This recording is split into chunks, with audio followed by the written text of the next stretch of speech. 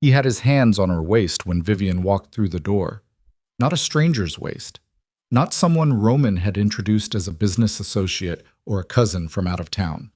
The woman was wearing the silk robe that Vivian had left folded on the chair in Roman's penthouse bedroom 2 weeks ago. The deep burgundy one with the ivory trim that Roman had bought her for her birthday. And she was laughing at something he'd whispered against her throat, and Roman's hands were moving like they knew exactly where they were going. Vivian didn't scream. She didn't throw anything. She stood in the doorway with the key still in her hand and watched the man she was going to marry in 3 days press his mouth to another woman's shoulder, and the strangest thing happened inside her chest. Not a crack, not a collapse. Something closer to a door swinging shut. Quietly. Finally. She set her purse down on the entryway table. That small sound, that soft click of leather against marble, was what made Roman turn around. The look on his face when he saw her was something she would carry for the rest of her life. Not guilt, not horror. For 1/2 second, before his brain caught up with his expression, what crossed Roman DeLuca's face was annoyance, like she had interrupted something important. Oops. If you have ever loved someone so completely that you made yourself smaller just to fit inside the life they built. If you have ever looked at a person you trusted with everything and realized in one ordinary moment that they had never truly seen you at all, then you already know what Vivian Cross felt standing in that penthouse doorway. And if you have never felt that, then stay with this story. Because what Vivian did next will make you question everything you think you know about strength, about revenge, and about what it actually means to walk away. This story has no simple villains. It has no clean endings. But it has the truth. And sometimes the truth is the most dangerous thing in any room. Subscribe to this channel and follow this story all the way to the end. You won't want to miss a single part. Hit the like button and drop a comment right now. Tell me your city, your country, wherever in the world you're watching from. I want to see exactly how far this story travels. Now let's go back to the beginning, because to understand that doorway, you need to understand everything that came before it. Vivian Cross was not the kind of woman people wrote songs about.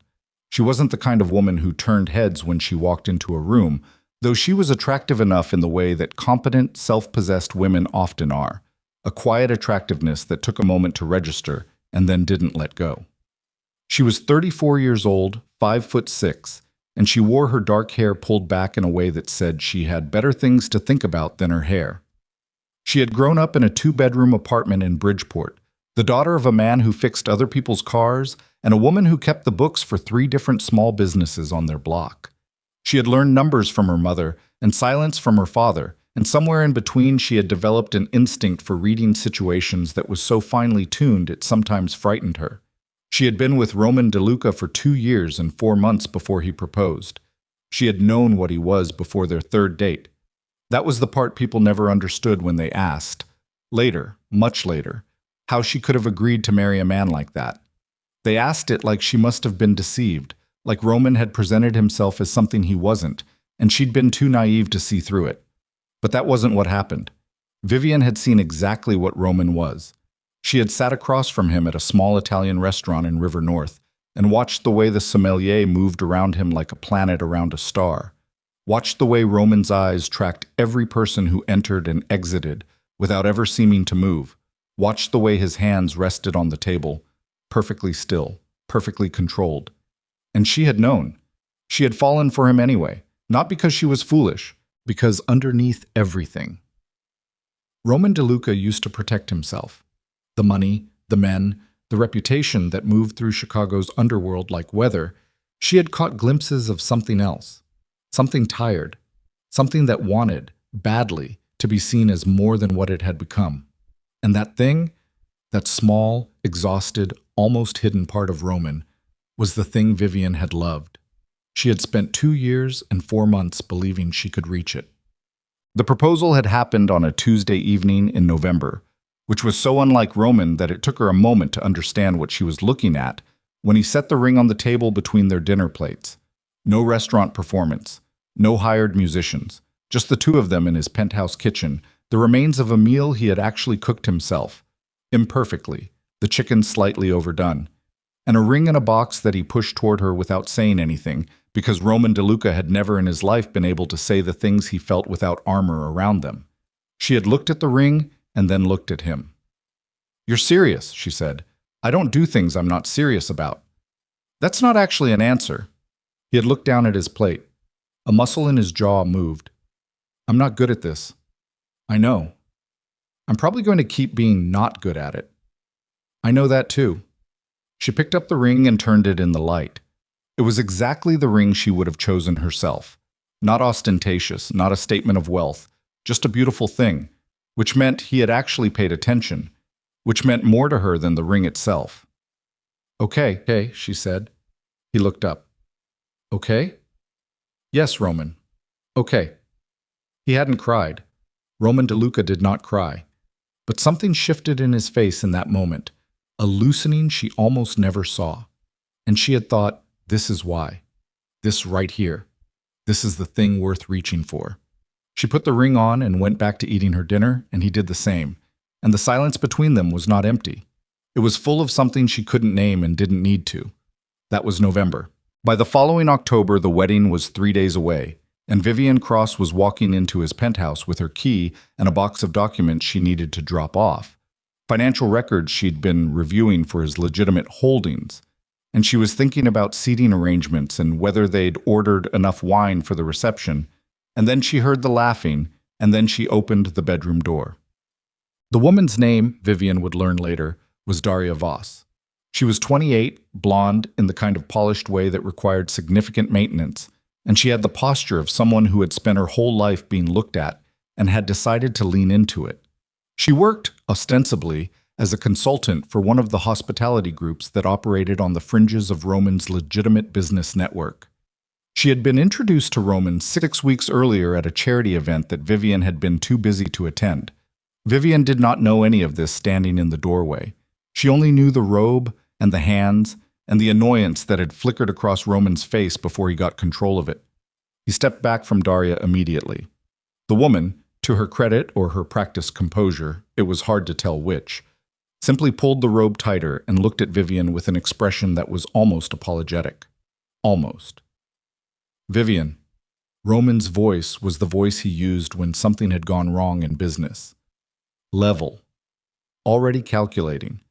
She looked at him for a long moment, not at Daria, at Roman. She studied his face the way she used to study financial statements, looking for the thing that didn't add up, the line item that explained everything else. What she found was that he wasn't going to apologize. He was going to explain. She could see him already building the explanation behind his eyes, assembling the framework of it, deciding how much to acknowledge and how much to minimize. And she understood in that moment, with a clarity that felt almost physical, that this was not the first time. The ease with which Daria stood in that room, in that robe, was not the ease of a first encounter. This had geography, history, comfortable, established geography. Vivian reached up and took off her engagement ring. She did not throw it. She did not grip it dramatically. She slipped it off her finger the way you might remove a glove when you come inside from the cold. Simply, practically, because it was the next logical thing to do. And she set it on the entryway table beside her purse. "You just lost the only person who ever believed you could be better," she said. She wasn't crying. She said it the way she would say the numbers on a balance sheet, because it was true, and because true things deserve to be said clearly, without decoration. Then she picked up the box of financial documents she had carried in with her, walked back out the door, and pulled it shut behind her with the softest possible click.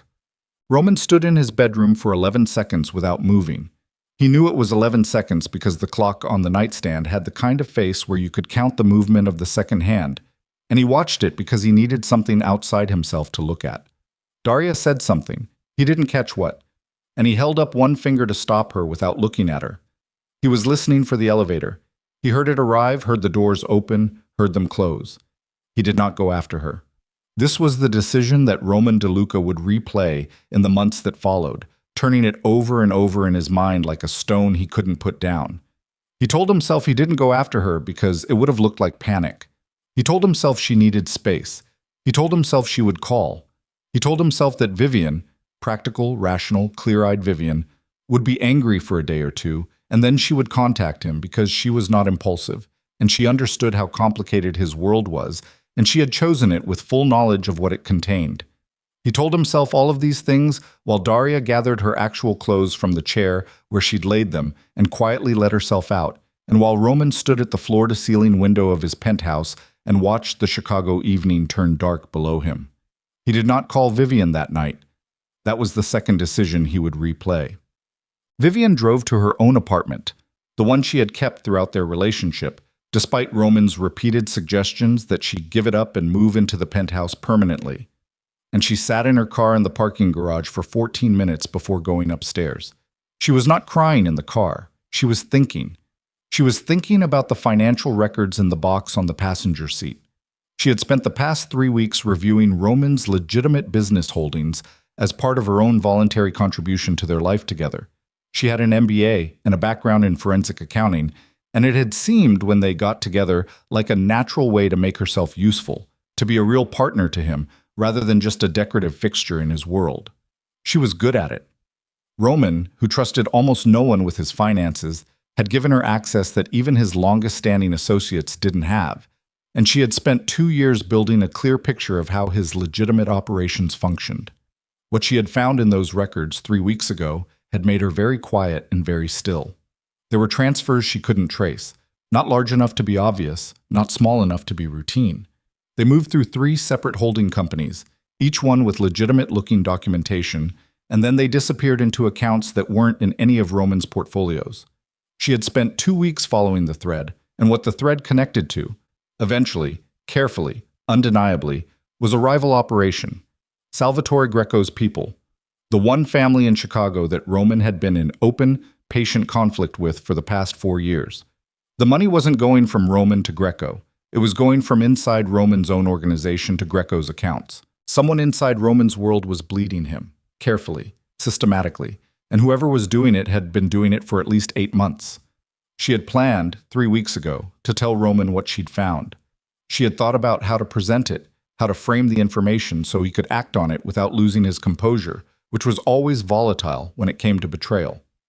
She had been waiting for the right moment, and then 6 days ago, she had found the other thing. Poke. The other thing was not in the financial records. It was in a communication log that she shouldn't technically have had access to. It had been in a folder on a shared server that Roman's IT people had improperly configured, and Vivian had found it by accident while looking for a different document. She had almost closed it without reading it. She had almost done the thing you're supposed to do when you accidentally see something that isn't yours. She had read it instead. 3 exchanges, brief, coded in the lazy way that people code things when they don't think they need to be careful. The woman referred to in the exchanges was not named, but she was described in enough detail. Hospitality sector, recent introduction, charity event, that Vivian had understood immediately who was being discussed. Daria Voss was not a consultant. She was a placement, a deliberate, engineered placement put into Roman's proximity by someone who understood Roman's particular vulnerabilities, his arrogance, his physical needs, his habit of keeping things from Vivian because he thought protecting her meant keeping her ignorant. Daria Voss had been introduced to Roman for a specific purpose, and the communication log made that purpose clear enough. Get close, gather what you can, and when the time comes, be there when the chaos starts. Vivian had sat with this information for 6 days. She had not told Roman. She was not proud of this.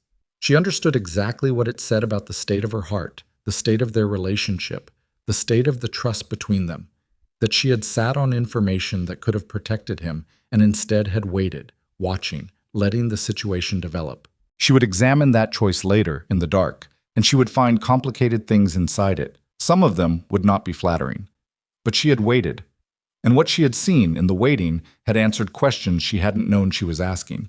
Roman had not pushed Daria away. Roman had not, as far as Vivian could tell from the evidence in front of her, done anything except exactly what someone had engineered him to do. And the fact that he had done it so easily, so completely, 3 days before his own wedding, with his fiancé's name on the invitation stacked on the table in the other room, that told her something she needed to know. He hadn't wanted to be better badly enough. The glimpse she'd spent 2 years reaching for, that tired, hidden thing she'd loved, it had been real. But it hadn't been enough to make him choose differently when the choice was easy not to. The cancellation calls started the next morning. Vivian was efficient about it. She had always been efficient. And grief, when she finally let it arrive, somewhere around 3 in the morning, sitting on her bathroom floor with her back against the tub, had not made her less so. It had clarified her. She cried for 2 hours, and then she stopped. Not because the grief was finished, but because there was work to do, and the work mattered. She called the venue first, then the caterer, then the florist. Each conversation was short. She had made deposits on everything, and she did not try to recover them.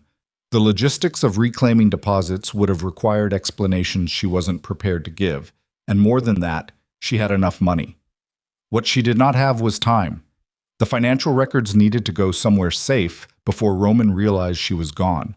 She spent the morning making copies, physical copies, digital copies, encrypted backups sent to an account. Roman didn't know existed. She wasn't sure yet what she was going to do with them. She knew she wasn't going to destroy them. Evidence was evidence, and Vivian Cross had not spent 12 years in accounting without developing a deep and abiding belief in the power of documentation. By noon, she had transferred her personal funds out of the joint account she and Roman had set up 18 months ago. She didn't touch his money, not a dollar of it, but she moved her own contributions back into her separate account with the precision of someone who had tracked every deposit and could account for each one.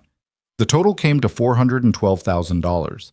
Every cent of it was hers, and she took it without guilt or drama, the way you take your coat back from someone who had borrowed it without asking. By 3 in the afternoon, she was at Roman's mansion. She had a key to this too. She had always had a key.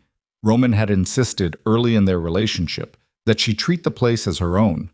She used to find this touching. Now she used it practically. She packed one medium suitcase. The things she took were specific and unsentimental.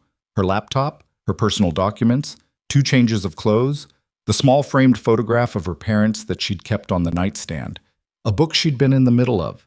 Everything else, the clothes that filled half his walk-in closet, the bathroom shelf of her things, the running shoes by the back door. She left exactly as it was. She was almost to the front door when she stopped.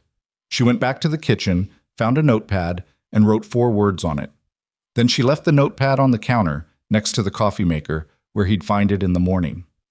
She drove away from Roman DeLuca's mansion at 3:47 in the afternoon, and she did not look in the rearview mirror. The 4 words she'd written were, "I already know everything." Roman called her 17 times that night. She watched the phone screen light up each time, sitting at the small desk in her apartment, working through the financial documents she'd been carrying in that box. She did not answer. She was not ready to answer, and more than that, she had learned something very specific about Roman DeLuca over 2 years and 4 months. He said the truest things when he was tired and frustrated and had run out of better options. If she answered now, he would give her the polished version, the architecture. If she made him wait, he might eventually give her the thing underneath it. She went to sleep at midnight and left all 17 calls unanswered. He called 6 more times in the morning before he apparently saw the notepad. After that, he stopped calling. The silence from Roman lasted 4 days. Vivian used those 4 days. She contacted 3 people, carefully chosen, carefully trusted, and began the process of separating her professional contributions to Roman's legitimate business from the infrastructure she no longer wanted any part of. This was more complicated than it sounded because Vivian had not simply managed Roman's books. She had, over 2 years, built systems. She had restructured 3 of his holding companies, brought 2 of them into proper regulatory compliance for the first time in their history, and created a financial monitoring network that gave Roman a clearer picture of his legitimate operations than he'd ever had before. She had also, in the course of building those systems, found every flaw, every gap, every vulnerability. She knew where the bodies were buried. Not literally, she was careful about that distinction in her own mind, but financially, structurally, systematically. She knew exactly which parts of Roman's empire were solid and which parts were held together with what amounted to institutional hope. And she knew, because she had been watching it accumulate for 3 weeks, where the hemorrhage was. The money going out to Salvatore Greco's accounts. On the 3rd day of Roman's silence, she traced the final thread. The transfers originated from an account that nominally belonged to a supply chain subsidiary. The signatory on that account, with full transaction authority, was a man named Carter Miles. Carter Miles had been Roman DeLuca's lieutenant for 11 years. Vivian sat very still when she confirmed it. She went over the documentation 3 times, looking for the error, looking for the alternative interpretation, because she understood what this meant, and she understood what Roman would do when he found out. And she was not yet certain what role she wanted to play in that outcome. She closed the laptop. She made a cup of tea she didn't drink. Then she opened the laptop again and kept working, because the documents weren't going to organize themselves, and she had a decision to make about what to do with what she'd found. On the 4th day, Roman's car appeared outside her apartment building. She saw it from her window, the black SUV she'd ridden in so many times that she knew the creak of the back door and the particular way the driver, a quiet man named Theo, always checked the mirrors twice before pulling out. She watched the car sit there for 40 minutes without moving. Roman didn't come up. He didn't send anyone up. He just sat in the car, and she just sat at her window, and the city moved around them both without knowing or caring what was between them. After 40 minutes, the car pulled away. He came back the next morning, and this time she watched him get out. He was not wearing a suit. This stopped her. Roman was almost always in a suit, had been in a suit on the morning of the 2nd day they'd met, had appeared in a suit at her door at 11 p.m. once when there was a crisis she needed to know about. But today he was in dark pants and a gray shirt with the collar open, and he looked from 4 floors up, older than she'd been letting herself notice. He looked up at her window before he buzzed. She wasn't sure, from that distance, whether he could actually see her standing there or whether he was just guessing. But he looked up for a long moment before he pressed the button, and whatever was in his face at that distance was something she couldn't read and didn't want to try. She buzzed him in. She had the door open before he reached the top of the stairs. She lived on the 4th floor, and the building had no elevator. And she watched him come up the last flight and stop at the top, slightly winded in a way he would have hated her to notice, though she noticed everything. "You packed your things," he said. "I did." "You took the money." "My money." "Yes." He looked at her and then at the floor. The muscle in his jaw was working. "Vivian." "Don't," she said. Not harshly, just simply. "Don't start with my name. Start with a sentence that means something." He came inside. He sat on the couch. Her couch. The one she'd had since before they met. The one that was slightly too small for him and that he had always appeared faintly ridiculous on. And he put his hands on his knees and looked at the middle distance in the way that meant he was constructing something. "I don't have a good explanation," he said. "I know. I'm not going to insult you with one." She sat in the chair across from him. She looked at his face, really looked, the way she used to when they were new, before she'd learned to look away from things that hurt. He looked like someone who hadn't slept, but that was almost decorative. What he looked like underneath the sleeplessness was someone who had started to understand the dimensions of what he'd lost, and wasn't sure yet what to do with the understanding. "Was it the first time?" she asked. He didn't answer right away. When he did, he said, "No." She breathed. "How long?" 3 months. She sat with that. "She's not..." He stopped. "She's not what?" "She wasn't something real. I know that's not..." He stopped again. "It doesn't matter," Vivian said, and she meant it, which was the saddest part. "That's not actually the thing I need to talk to you about." He looked up. She stood and went to her desk and came back with a folder. She set it on the coffee table between them and sat back down. "Before I tell you what's in there," she said, "I need you to understand that I'm not giving you this because I want you back. I'm giving you this because it's the right thing to do, and because some of what's in there is connected to choices I made that I'm not proud of." He looked at the folder and then at her. "What is it?" "It's your empire," she said, "or what's left of it, if you don't move quickly." She watched his face when he opened the folder. She watched him read. She watched the moment when he reached the name at the end. Carter Miles, 11 years, the man who had stood at his side at every significant moment of the past decade. And she watched something in Roman DeLuca's face go very quiet and very cold. He closed the folder. He sat with it closed in his hands for a long time. "How long have you known?" he asked. "About the money, 3 weeks. About Carter, 3 days. He looked at her. "And the woman?" "Daria. 6 days before I came to the penthouse." Something moved across his face. Not anger, something more complicated than anger. "You let me..." He stopped, started again. You knew what she was, and you let me— Yes, Vivian said. I did. Why? She looked at him steadily.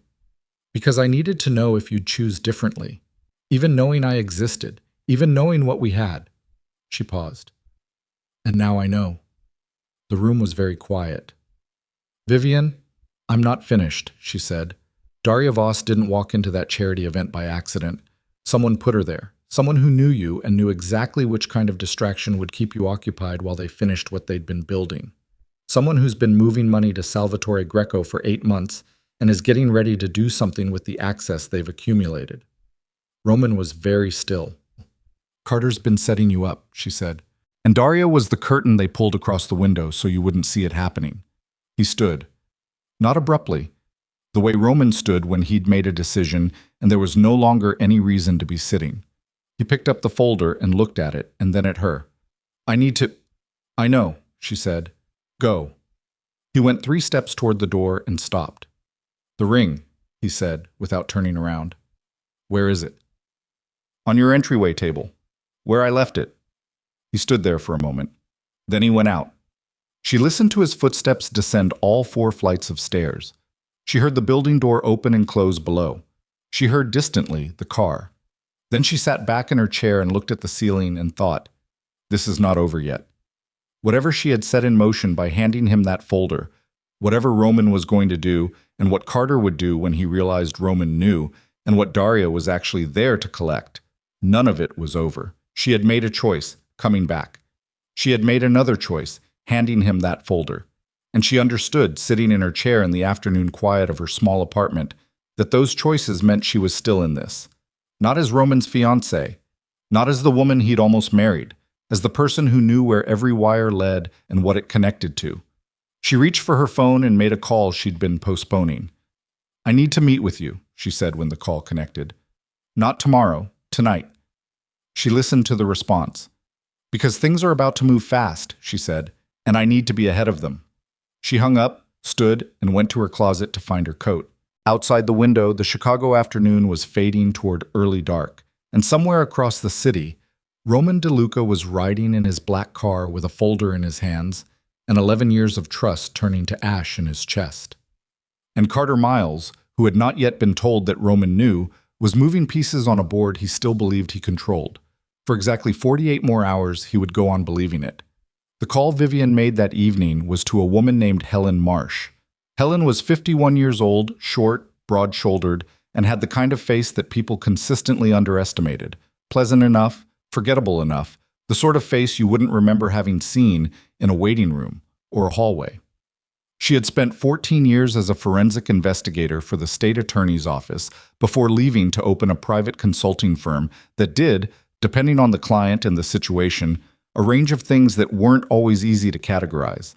Vivian had met her 4 years ago through a mutual contact in the accounting world, and they had developed the kind of friendship that is built less on warmth than on mutual respect for competence. Helen did not ask unnecessary questions.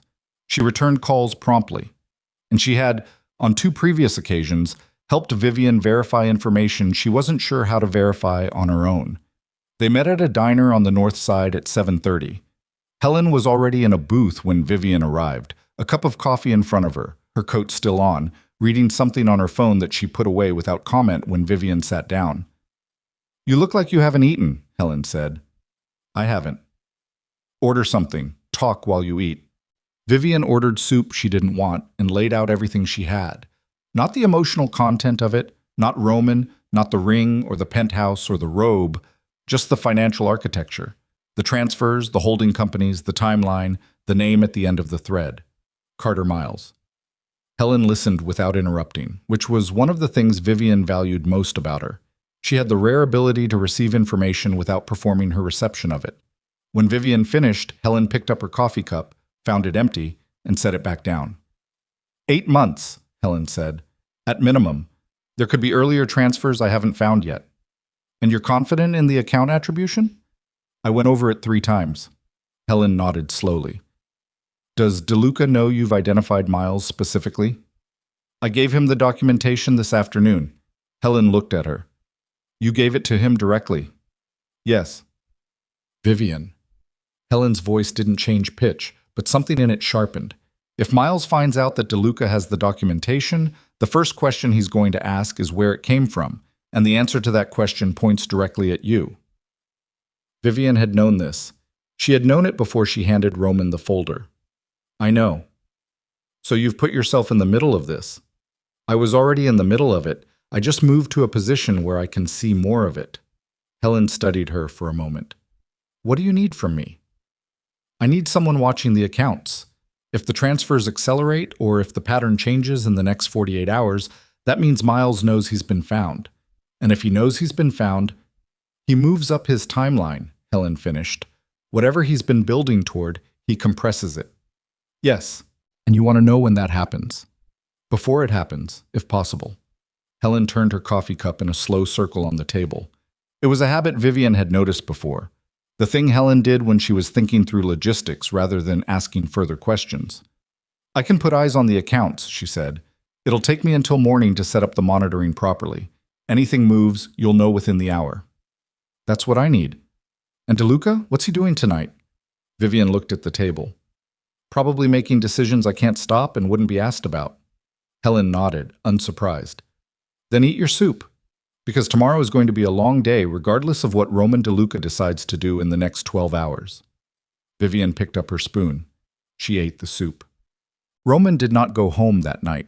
He went to a building in the West Loop that wasn't in any of his official portfolios, a converted warehouse with loading docks that hadn't been used in 15 years, an interior space that had been quietly subdivided into a series of rooms with very good soundproofing. 3 men were waiting for him when he arrived. He had called them from the car, and they had come, because men like these came when Roman DeLuca called. They sat around a table that had nothing on it except Roman's phone, which he placed face down in the center, and the folder, which he placed face up. He didn't sit. Read it, he said. The 3 men passed it between them. The room was quiet enough that Roman could hear the paper moving. He watched their faces while they read, watched for the specific kind of recognition that would tell him if any of them already knew, if this were a room full of Carters rather than a room containing information about one. He found nothing in their faces except what he'd expected: calculation, controlled alarm, and in the oldest of the 3, a man named Prentice, who had been with Roman almost as long as Carter, something that looked very much like grief. Prentice set the folder down. When did you get this? Today. How? Roman didn't answer. He had decided, in the car, not to say Vivian's name in this room. Not yet. The fewer people who knew she was the source, the better, and the part of him that was still, underneath everything, the man who had pushed a ring across a kitchen table, that part had made the decision before his operational brain had fully caught up with it. The account attribution is solid, said one of the other men, a younger one named Reeves, who handled Roman's financial security. If this documentation is what it looks like, Miles has been running parallel transfers for the better part of a year. The structure is smart. It would have taken someone very good to find it. Roman said nothing. Does Carter know we have this? Prentice asked. Not yet. How long do we have before he figures out something's wrong? I don't know. That's the problem. Roman picked up the folder and set it down again. If someone tipped him off, we have hours. If not, maybe a day. 2 at the outside. Prentice leaned back in his chair. He was a heavy-set man in his early 60s, with the particular stillness of someone who had spent decades in rooms like this one and learned that stillness was the most useful thing you could offer in a crisis. What do you want to do? I want to know what he's been building toward. The money going to Greco is one piece. 8 months of transfers is not preparation for a single transaction. It's preparation for something larger. Roman looked at Reeves. I need to know what Greco has been doing with those funds on his end. That's going to take time I don't think we have. I know. Start anyway. And Carter? Prentice asked again. Not impatiently. Just making sure Roman had heard the question. Roman stood at the window.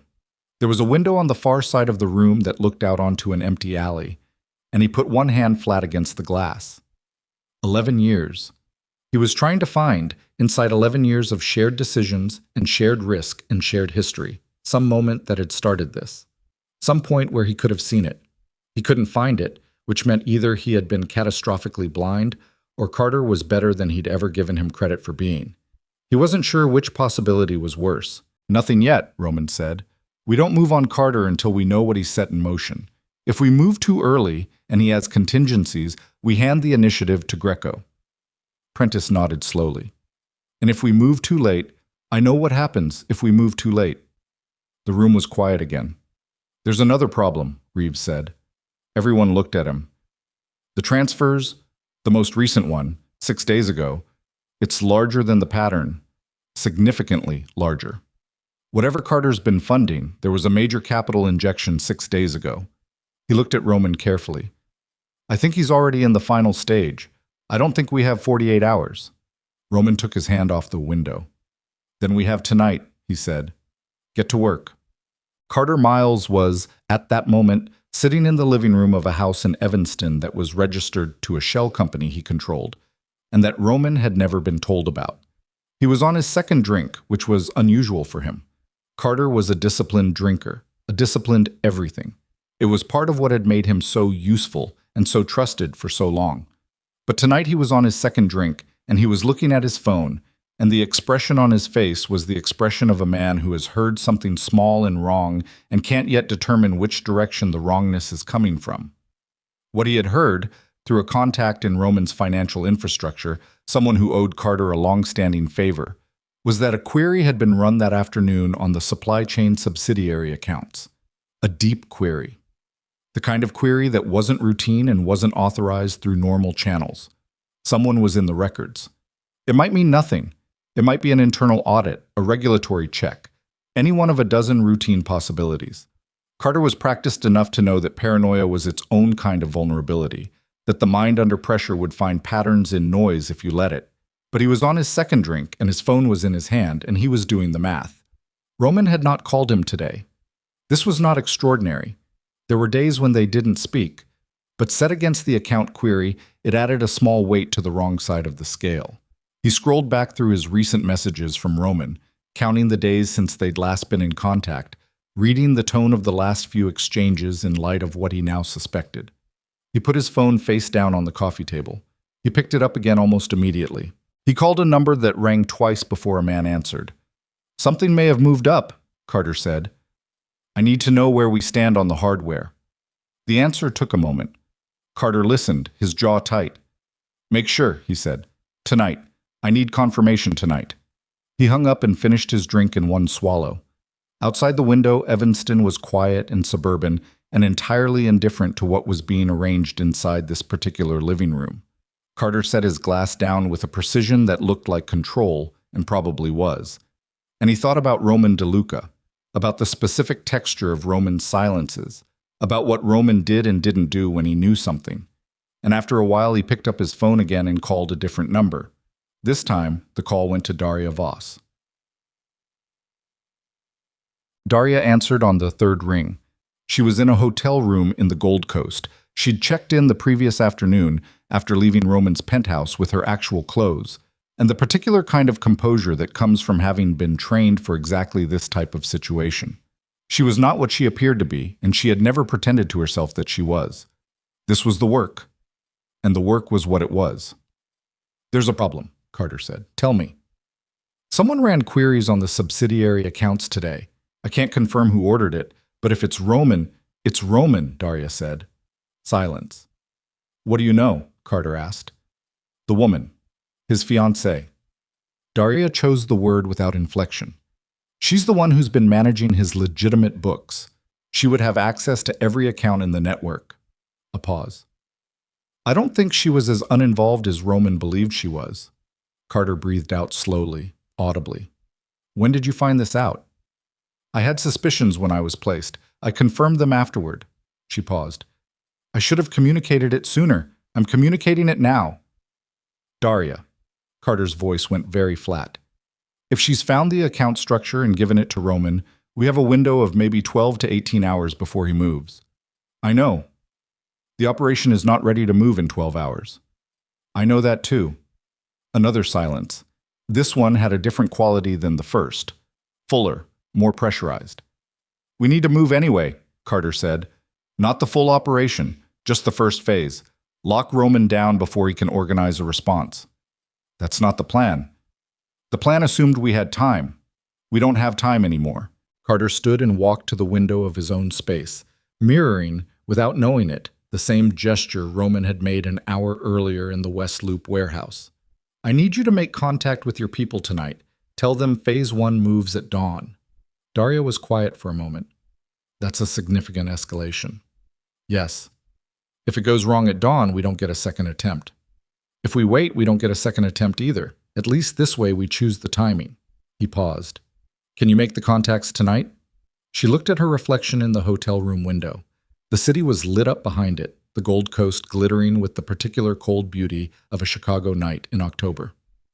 Yes, she said. Do it. She hung up. She sat on the edge of the bed for exactly 60 seconds, which was her personal measure of how long she allowed herself to feel anything about a situation before moving into action. In those 60 seconds, she thought about Vivian Cross, about the way the woman had stood in that doorway, absolutely still, removing a ring with the same expression you'd use to close a ledger at the end of a workday. She had not expected that. She had been briefed on Vivian as a peripheral figure, a personal attachment, someone whose primary function was domestic and emotional. She had not been briefed on someone who would stand in that doorway without screaming and then walk away with a box of documents she'd clearly been reviewing. That was a miscalculation, Daria thought, not hers specifically, but someone's. She picked up her phone and started making calls. The first call. Helen Marsh received at 6:14 the following morning was not from Vivian. It was from the monitoring software she'd set up in the small hours, running on a system that watched for movement in the accounts Vivian had flagged. Helen was awake. She had barely slept because she had been watching for exactly this. And she saw the alert and sat up straight and looked at it for a long moment before she reached for her phone. The transfer that had just moved was not a small one. It was not money going to Greco's accounts. It was a disbursement, outward, rapid, distributed across 6 different endpoints simultaneously. The kind of financial action that had one purpose: clearing a working capital reserve before something made the account inaccessible. Carter Miles was liquidating, which meant he was moving. She called Vivian. Vivian answered on the second ring, already awake, already dressed, which told Helen that she'd been expecting this. "It's moving," Helen said. "How fast?" "Multiple simultaneous disbursements started 4 minutes ago. He's clearing operational reserves." Vivian was quiet for exactly 2 seconds. "He's launching Phase 1. "What's Phase 1? "I don't know the operational details, but based on what's in the documentation—" A pause. Vivian's voice was steady, but Helen could hear something underneath it, the sound of a person standing at the edge of a decision they've already half made. "He's going after Roman directly, not financially, physically." Helen felt her stomach drop. "Vivian, I know. You need to call Roman, right now." "I know that too." "Then why are you still talking to me?" "Because I needed to hear it out loud," Vivian said, "from someone who isn't Roman." A pause. "Call him," Helen said.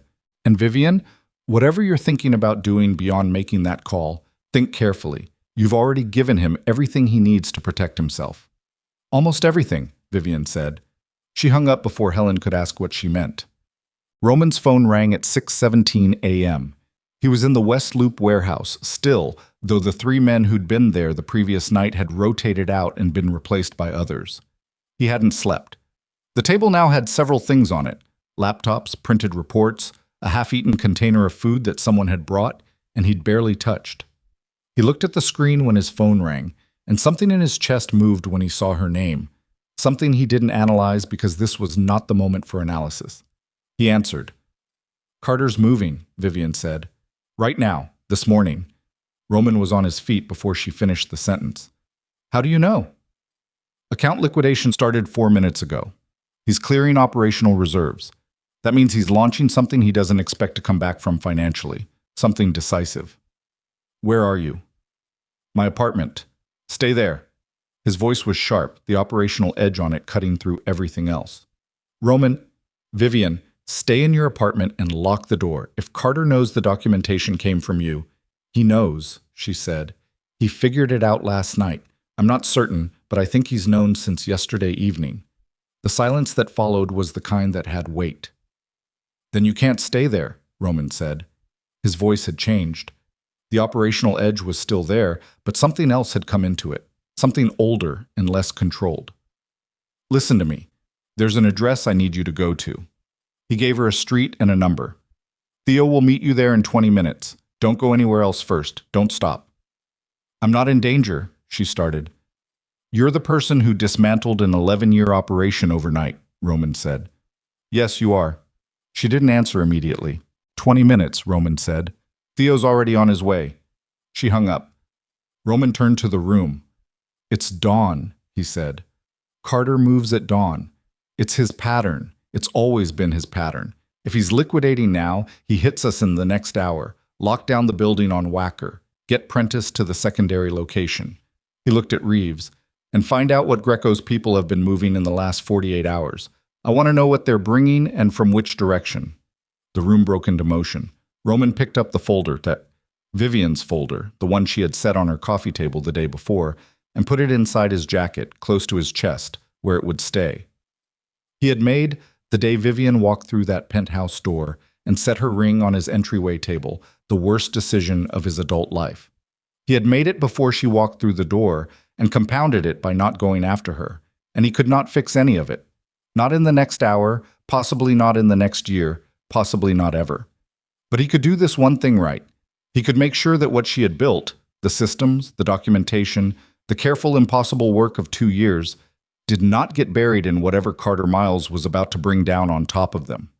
He went out into the early gray of a Chicago morning, and the city was just beginning to wake up, ordinary and indifferent. And somewhere across it, Carter Miles was setting something in motion that neither of them could stop now. Only absorb and survive and answer for.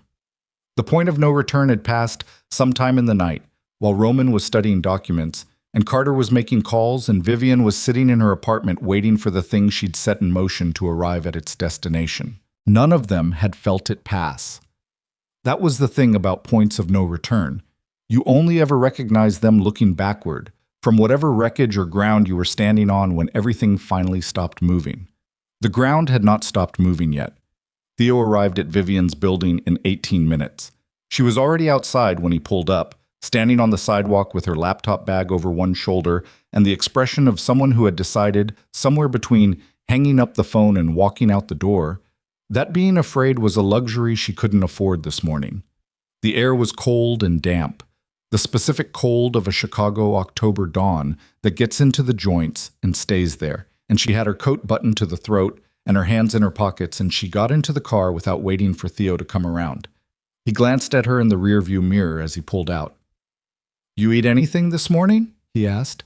No. There's something in the bag on the seat. She looked down. A paper bag folded at the top, the kind that came from the 24-hour place on Milwaukee Avenue. She opened it. A breakfast sandwich and a coffee that was still hot, which meant Theo had been moving before Roman called him, which meant Roman had made this arrangement before he'd called her, before she'd told him Carter was moving. He had anticipated that she might need to move. He had sent Theo in advance. She sat with this information the way she sat with most information that complicated her feelings. She set it to one side and kept her eyes on the street.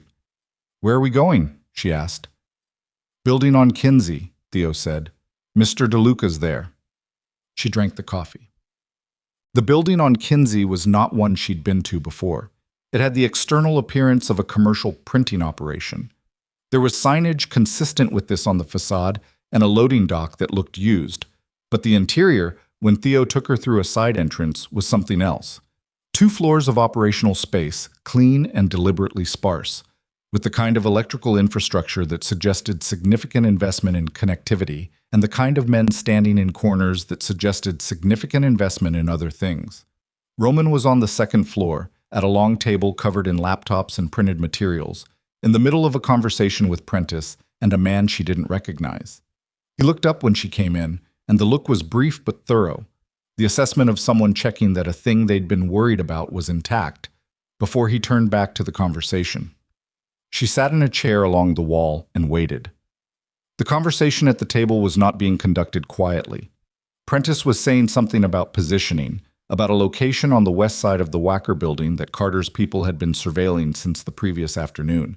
They'd found the surveillance 40 minutes ago, and the discovery had answered the question of what Phase 1 looked like. Carter wasn't coming at Roman's finances, he was coming at Roman's body.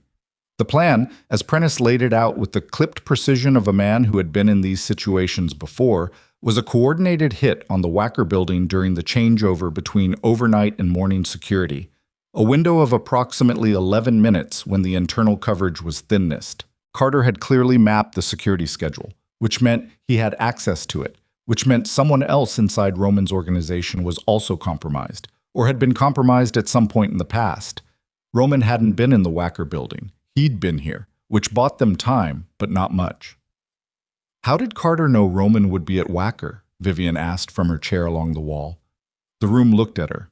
She kept her voice even. If Carter's people are positioned at Wacker, they expected Roman to be there this morning. Why would they expect that? Prentice and Roman exchanged a look. Because Wacker is where Roman goes when something's wrong, Prentice said. It's the default. Carter knows your defaults, she said, looking at Roman directly.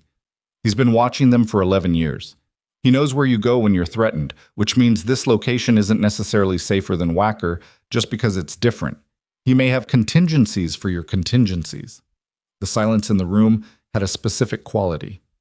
She's right, Reeves said from the end of the table, not looking up from his screen. If Carter's mapped behavioral patterns, any location that's a known secondary fallback is potentially already accounted for.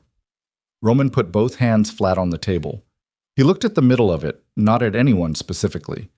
When he looked up, he looked at Vivian. How long before the Wacker window closes? 22 minutes, Reeves said.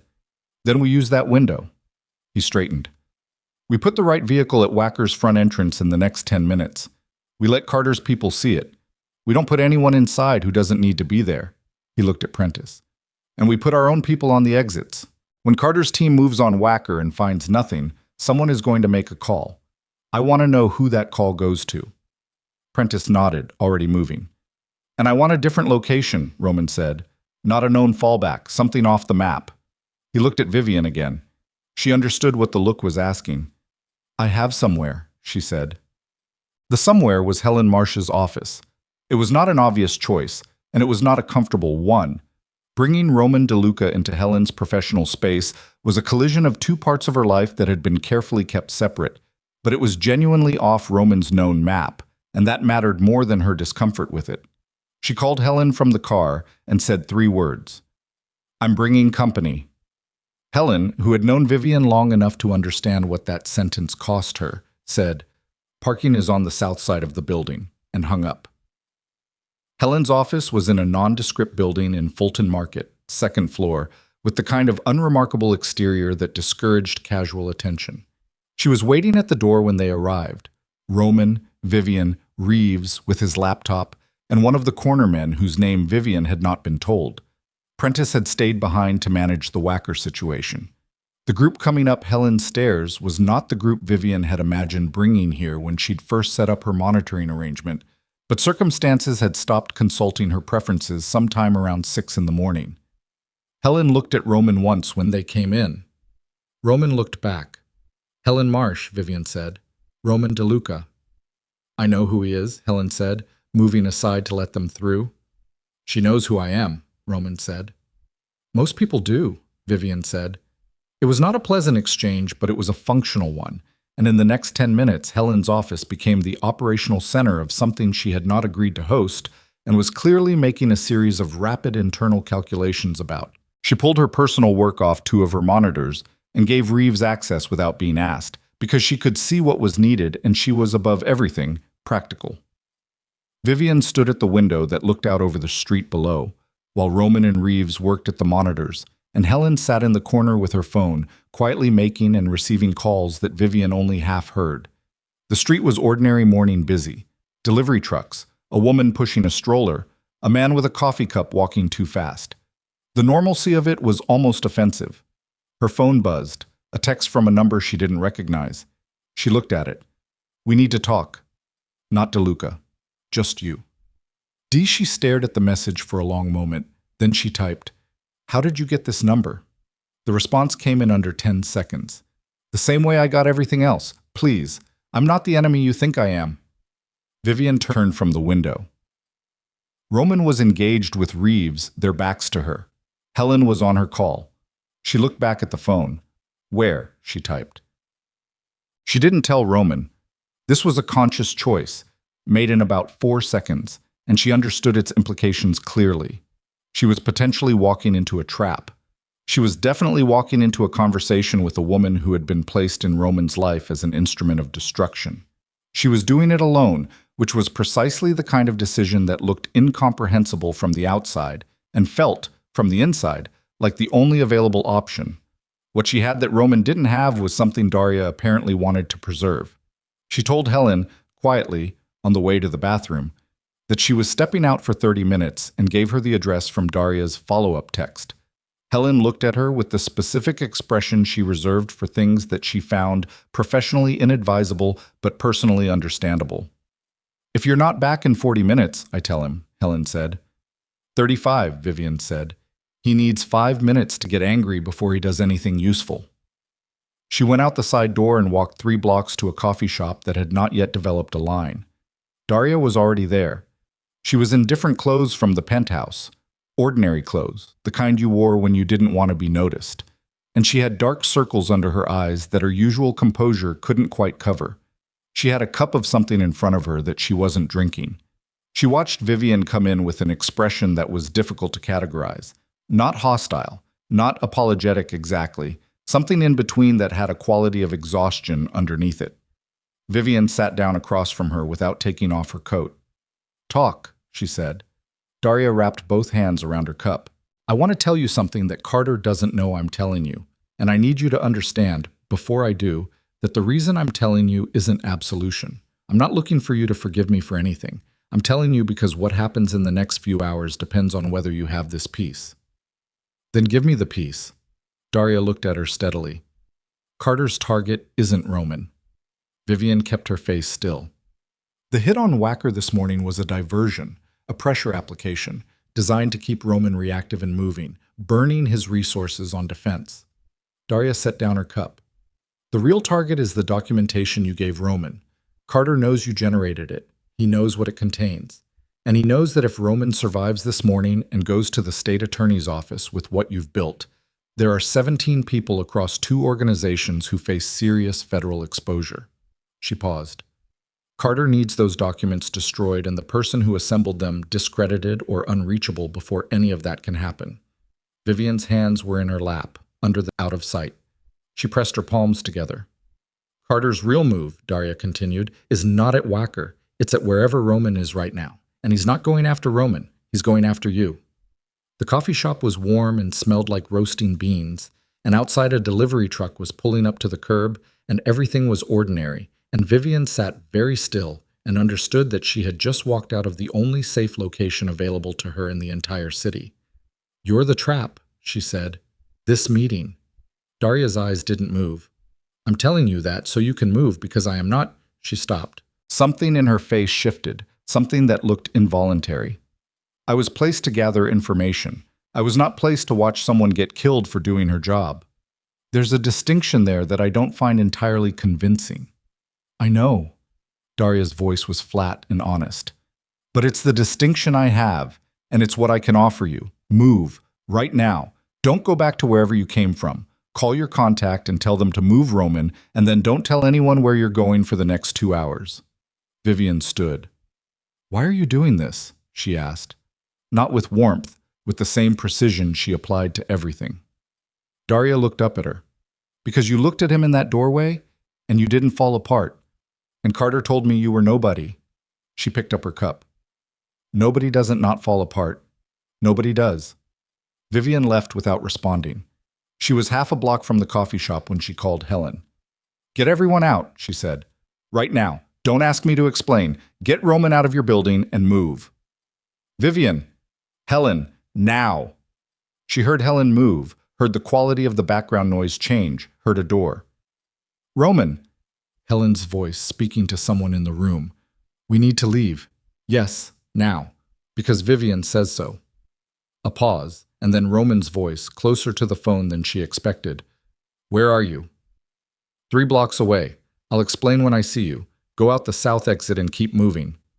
"Vivian?" "Roman." She stopped walking. Her voice came out harder than she intended. For once in your life, trust me before you argue. Move. A pause. Brief. Then, south exit.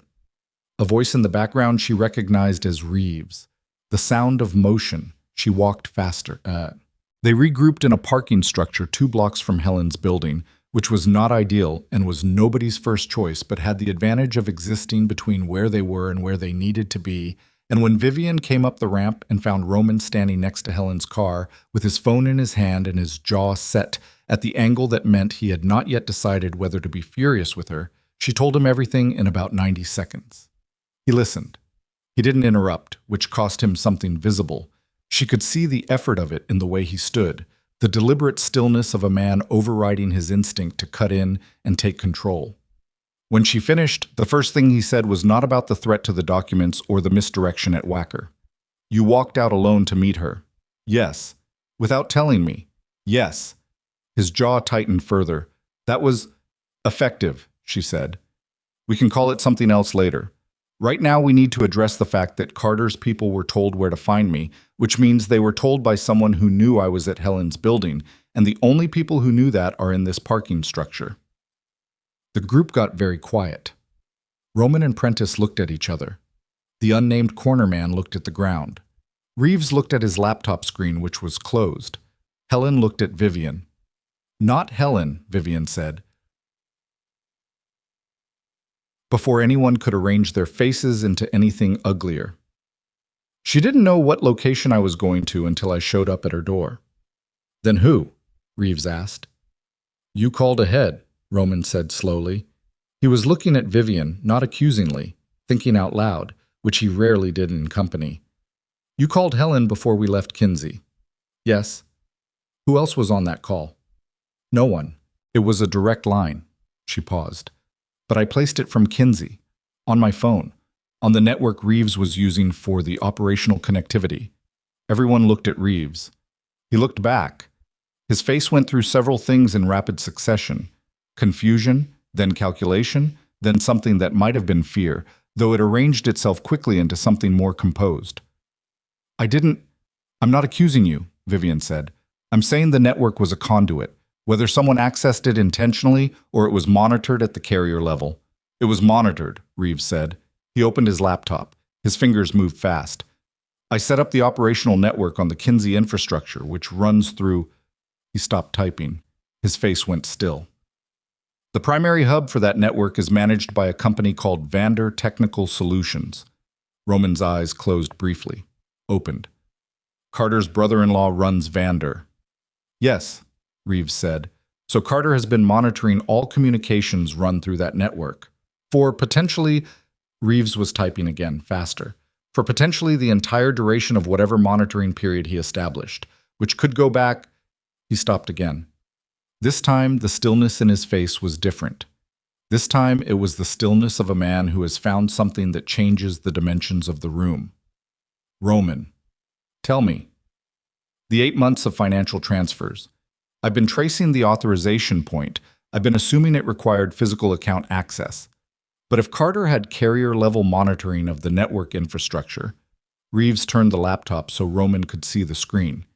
He didn't need to be in the accounts directly. He's been triggering automated transfers using intercepted authorization credentials. Which means we've been looking for the wrong mechanism, Roman said. His voice was flat. Not angry. Something past anger.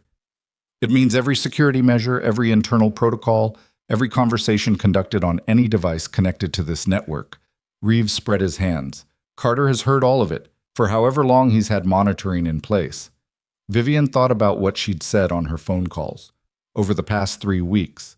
The calls to Helen. The calls where she'd discussed what she was finding in the accounts. The call she'd made just now, from 3 blocks away. He knows I talked to Daria, she said. Roman looked at her. I called from the open street, off this network. But the call to Helen, the one placing me at Helen's office, that went through, she felt something cold settle into her chest. He knows Daria told me the documents are the real target. He knows I know the Wacker hit was a diversion. She paused. He knows we're here. Prentice was already on his phone moving toward the ramp. Helen had her keys out. Roman stood very still for exactly 3 seconds. She had seen this before, this specific stillness, the 3 seconds before Roman DeLuca made a decision that couldn't be unmade. And then he said, "Get to the cars." They got to the cars. They were pulling out of the parking structure when the first car appeared at the lower entrance. A dark sedan moving too deliberately, too slowly for ordinary parking, and the man in the passenger seat was not looking at the parking levels, but straight ahead at the exit lane where Roman's vehicle was moving. "Don't stop," Roman said. Theo didn't stop. The sedan pulled in behind them. Helen's car went in the opposite direction without being told. Vivian, in the back of Roman's vehicle, turned to watch the sedan through the rear window. It followed for 2 blocks, keeping a careful distance. Not close enough to force a confrontation, close enough to make a point. "They're not trying to intercept us," Reeves said, watching on his phone's rear camera. "They're tracking us, hurting us." "Toward what?" Vivian asked. Nobody answered because nobody knew, and the not knowing was the point. Carter had the network. Carter had 11 years of behavioral mapping. Carter knew Roman's secondary locations and his default routes, and the people around him and the protocols he used when he was operating under threat. What Carter had not had, until 2 days ago, was reason to accelerate. Vivian had given him that reason. She had built the documentation. She had traced the accounts. She had handed Roman the folder that made the whole architecture visible, and in doing so, she had collapsed the timeline from whatever patient endgame Carter had been constructing into something reactive and violent and operating on someone else's schedule. She had done it because it was the right thing to do. She had done it because she was no longer Roman's fiancé and could no longer pretend that protecting him was not still, in some complicated and inconvenient way, something she cared about. And now Carter's people were 2 cars behind them on a Chicago street, and Roman's empire was genuinely fracturing, and the documents that could bring everything down were on her encrypted drive and in Roman's jacket, and she had no idea what the next 20 minutes would bring. Her phone buzzed. She looked at the screen. A number she didn't recognize, not Daria's number, a different one. She answered. "Ms. Cross." The voice was male, even professionally calm in the way of someone who practices being calm because the alternative is costly. "My name is Garrett. I work for a group you've been building a case against, probably without realizing you were building a case. I'm going to tell you something that your documentation doesn't contain, because I want this situation resolved without any further escalation, and the only way that happens is if you have the full picture." Vivian looked at Roman. He was watching her. She put the phone slightly away from her ear so he could hear. "Talk," she said. "Carter Miles is not acting on behalf of Salvatore Greco," the voice said. "The money moving to Greco's accounts is a misdirection. The same kind of misdirection you've seen everywhere else in this operation. Carter is not working for your boyfriend's rival." A pause. "Carter is working for someone inside your boyfriend's organization who has been planning this transition for considerably longer than 8 months. Vivian felt Roman go still beside her. Absolute stillness. "Who?" she said. "Someone who has been waiting," the voice called Garrett said, "for exactly the kind of crisis that would leave Roman DeLuca isolated, reactive, and surrounded only by people whose loyalty has already been tested and found sufficient." Another pause. "Someone who, at this moment, knows exactly where you are." Roman reached over and took the phone from her hand. "Who is it?" he said. His voice was the coldest she had ever heard it. The voice on the other end said a name. And Roman DeLuca, who had survived 15 years at the top of Chicago's criminal infrastructure by never, not once, allowing anyone to see the moment when something genuinely broke him. Roman DeLuca's face did something she had never seen it do. It went completely blank. Not controlled. Not composed. Blank. The way a face goes blank when the mind behind it has just processed something that doesn't fit into any existing category. Something so far outside the anticipated range that the usual architecture of expression simply fails to load. He lowered the phone. The name was not Carter Miles. It was not Salvatore Greco. It was not anyone Vivian had encountered in her 3 weeks of documentation, in her 2 years of managing his finances, in 2 years and 4 months of being the person closest to him in the world. It was Prentice, 58 years old, heavy-set. The stillness of a man who had spent decades in these rooms. The grief on his face the previous night when he'd read the folder. She had noted it, cataloged it, interpreted it as the grief of a loyal man learning about betrayal. It had been something else entirely. The car in which Prentice was currently riding was not behind them. It was 3 minutes ahead of them, moving toward a destination only Prentice knew, carrying everything Roman had said in the past 8 hours on a network Prentice had known was compromised, toward a meeting that Roman had not been invited to. The sedan behind them was not herding them toward Carter. It was keeping them away from Prentice long enough for Prentice to finish. "Turn around," Vivian said. Theo looked in the rearview mirror at Roman. Roman said nothing for 2 seconds. 3. The longest 3 seconds Vivian had sat through in a very long time. "Turn around," Roman said. The car turned. The sedan behind them accelerated, closing the distance it had been carefully maintaining, and Vivian gripped the seat back in front of her, and Roman's hand found her forearm. Not gently, the grip of someone who needs an anchor. And the city came at them through the windshield as Theo pushed the car faster than she'd ever felt it move, toward whatever Prentice was already in the middle of, toward the endgame of something that had been building since before she'd ever walked into Roman DeLuca's life. Toward the truth, finally, without any more architecture between them and it. Theo pushed the car through a yellow light that had already gone red, and nobody in the vehicle said anything about it. The sedan behind them had closed to half a block. Not ramming distance, not yet, but close enough that Vivian could see the shape of the driver's head in the rear window, the deliberate forward lean of someone who had been told to keep contact but not to escalate. Not yet. Whatever Prentice needed to finish, he needed more time to finish it, and the sedan's job was to buy that time by keeping Roman moving in the wrong direction. Roman understood this. Vivian could see him understanding it. The way his body had shifted in the seat, forward and angled, the way his eyes were moving between the side mirror and the street ahead, calculating.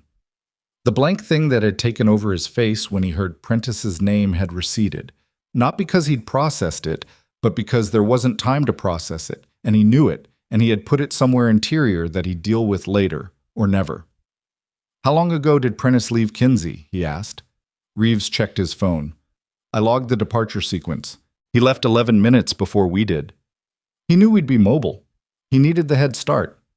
Roman looked at Theo. "Where does Prentice go when he needs a controlled space?" Theo's eyes moved in the rear view. "He has a place in Bridgeport, off Halstead. He's used it before when things needed to be handled privately. Take me there." "Roman," Reeves's voice had a caution in it. "If Prentice is coordinating with Carter and Carter's people are behind us, I know what it means." Roman's voice was flat. "Take me there." Theo took the next left hard enough that Vivian's shoulder hit the door. She didn't make a sound. She braced her hand against the seat back and looked out the rear window and watched the sedan make the same turn, closer now, the distance between them down to a quarter block. Her phone was in her hand. She looked at it and then at Roman. "Helen can get us a clean route. She knows this neighborhood. She grew up 3 blocks from Halstead. Call her." She called. Helen picked up on the first ring, already moving, already outside her building in her own car, and Vivian gave her their heading, and Helen said, "There's a loading corridor behind the old meatpacking building on Pershing. It dead ends, but it has a connecting walkway through to the next block. If your tail doesn't know it, you can dump the car and move on foot. Can you meet us on the other side? 4 minutes. We have less than that." 3.5, Helen said, and hung up. Vivian relayed this to Theo, who took it in without comment and changed lanes. The loading corridor was exactly what Helen had described, a narrow cut between 2 buildings that had the particular darkness of spaces that never got direct sun, the pavement cracked and oil-stained, just wide enough for the car. Theo turned in without slowing significantly, and the walls came up on both sides close enough that Vivian could have touched them through the window if the window had been open. The sedan behind them hesitated at the entrance. Not long, 3-4 seconds, but long enough. Theo stopped the car at the walkway connection, and they were out before it fully stopped. Roman, Reeves, Vivian. Theo stayed with the car because someone had to, and because Theo had been in situations like this before and knew how to make himself very small and very patient inside a parked vehicle.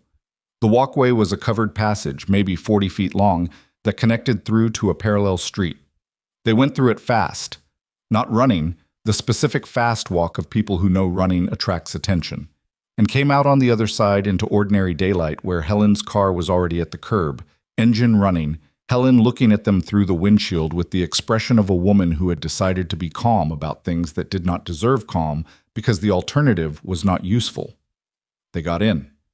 Helen pulled out. "Prentice," Roman said. He was in the front seat, turned slightly toward Helen, and his voice was doing the thing where it got quieter as the situation got worse. "Does the name mean anything to you professionally?" "The name means something to me generally," Helen said, keeping her eyes on the street. "If it's the same Prentice who's been a fixture in DeLuca operations for 11 years, and I assume it is, then what I know from the professional side is that his name has appeared 3 times in federal watch files over the past 4 years and never resulted in anything actionable." She changed lanes smoothly. The reason it never resulted in anything actionable is that the information coming in about him was consistently attributed to sources with credibility problems. Bad witnesses, compromised informants. "Carter," Vivian said. "Possibly. If Carter had network access and was managing information flow, discrediting inconvenient intelligence about Prentice would be exactly the kind of thing that's easy to do and hard to trace." Helen glanced in the rear view at Vivian. "How long has Prentice been running Carter?" "We don't know that he has been," Reeves said.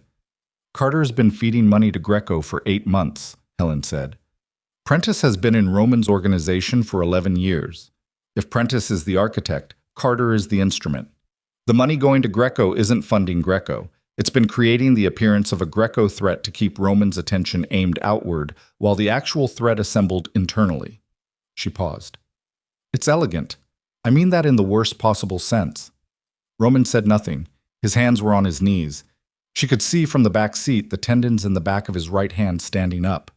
"The place on Halstead," Vivian said. "What does Prentice use it for?" "Meetings," Roman said. "Private ones. I've never been there directly. It was always a location he used for situations that needed separation from the main operations. I trusted that."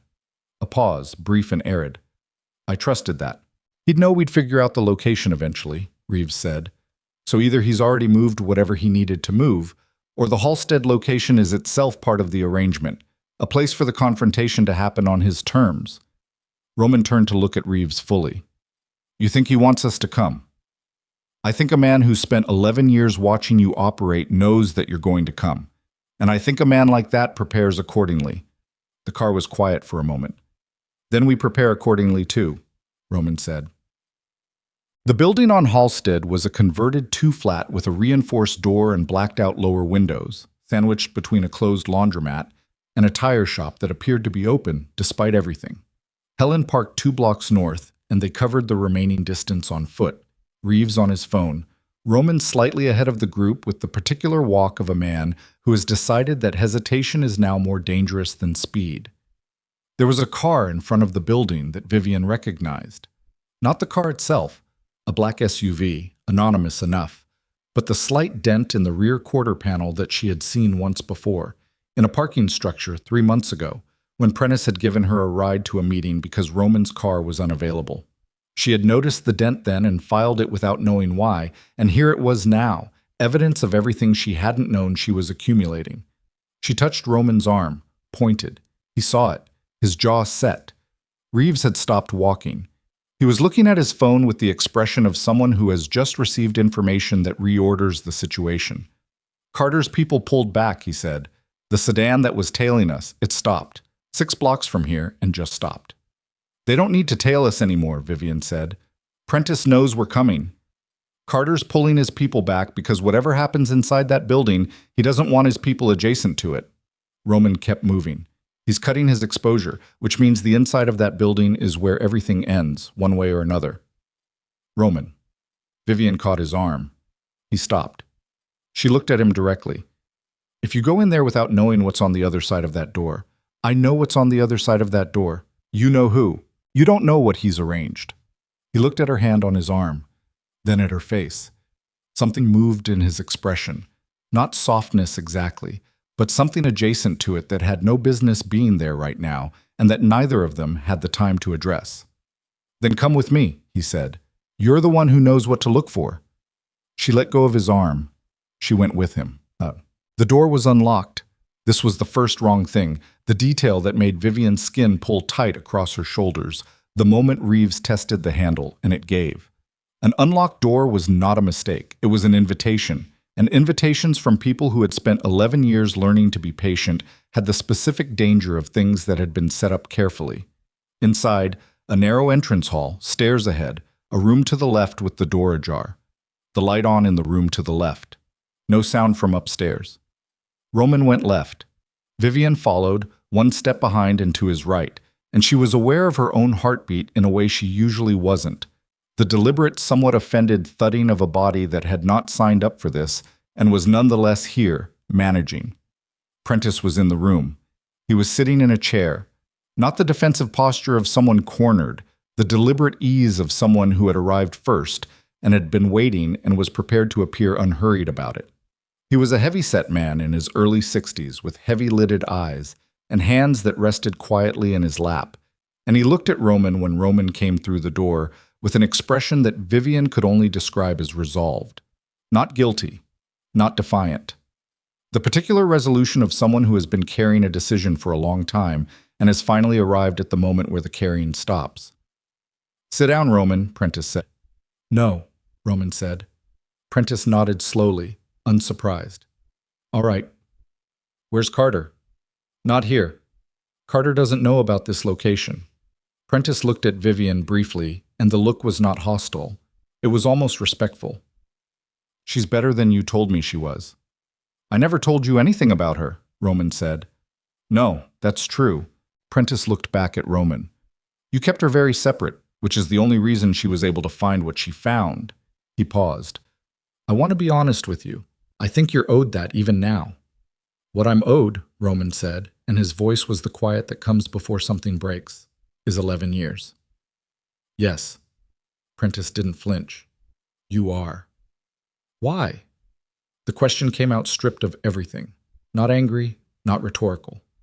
A genuine, hollow question from a man who needed the actual answer and didn't have it. Prentice looked at his hands for a moment. When he looked up, his eyes were tired in a way that went deeper than one night's worth of tired. "You remember a man named Daniel Cho?" Roman was still. "I know you do," Prentice said. "Danny Cho, 7 years ago. You made a call and Danny went away and you never mentioned his name to me and I never mentioned it to you and we both carried it." He paused.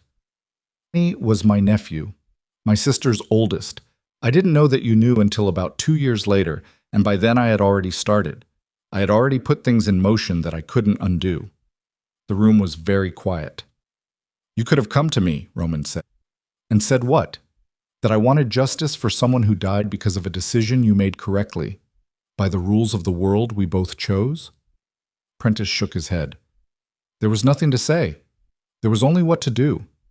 And what I chose to do took time to build, and I built it carefully, and I would have had it finished cleanly." He looked at Vivian again. "Without the body count. I want you to know that.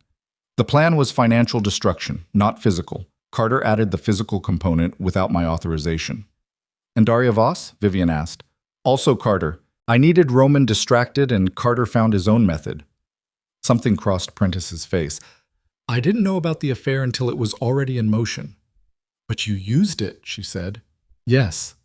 He didn't soften it. "I used everything available." Roman took one step toward Prentice and stopped himself. The stopping was visible, a physical check, the whole upper body absorbing the forward momentum and redirecting it. When he spoke, his voice was still quiet, and it cost him considerably. "Where is the operation standing right now? What has Carter set in motion that I can't walk back?" Prentice looked at him steadily. "The Whacker operation has been stood down. Carter pulled his people when he lost your location. The financial transfers are complete. I won't pretend otherwise that money is gone. But the network monitoring, the vendor infrastructure, I can give you the access credentials. I built that system. I can dismantle it." He paused. "And Carter's contingency, his plan for if things came apart. There's a cache of fabricated documentation designed to implicate you in federal offenses, real enough to complicate your life for years. I know where it is. I can give you that location." "In exchange for what?" Roman said. "Nothing." Prentice said it simply. I'm 62 years old, and I'm tired, and Danny's been gone for 7 years, and it didn't bring him back. Nothing I built brought him back. He looked at his hands again. I'm telling you because it's what I have left to do that means anything. The room sat with this. Vivian was looking at Roman's back. She could not see his face. She could see the set of his shoulders, the way his hands had closed at his sides and then opened again, the slow movement of breath. She had seen Roman DeLuca in many states over 2 years. She had never seen him in this one, the state of a man absorbing grief and fury and something that might, in different language, be called understanding, all at once, in a room with no space for any of them. The cash, Roman said finally. Where? Prentice told him. Roman took out his phone, called Reeves, and gave him the location in 3 short sentences. Then he hung up and stood in the room with Prentice for a long moment, not speaking, and Vivian stood at the edge of it and understood that she was witnessing something that had no name in the vocabulary either of them usually used. I'm going to have Carter picked up, Roman said. I know. And I'm going to have you… He stopped. Something shifted in his posture. I don't know what I'm going to do with you. Whatever you decide, Prentice said, is what I accept. Roman turned and walked out of the room. Vivian stayed 1 moment longer. She looked at Prentice, at the heavy-set, tired man in the chair who had spent 7 years building a machine of destruction, and then, at the end, sat in a room and handed over its keys. Was any of the grief real? She asked. Last night, when you read the folder. Prentice looked at her. Which grief?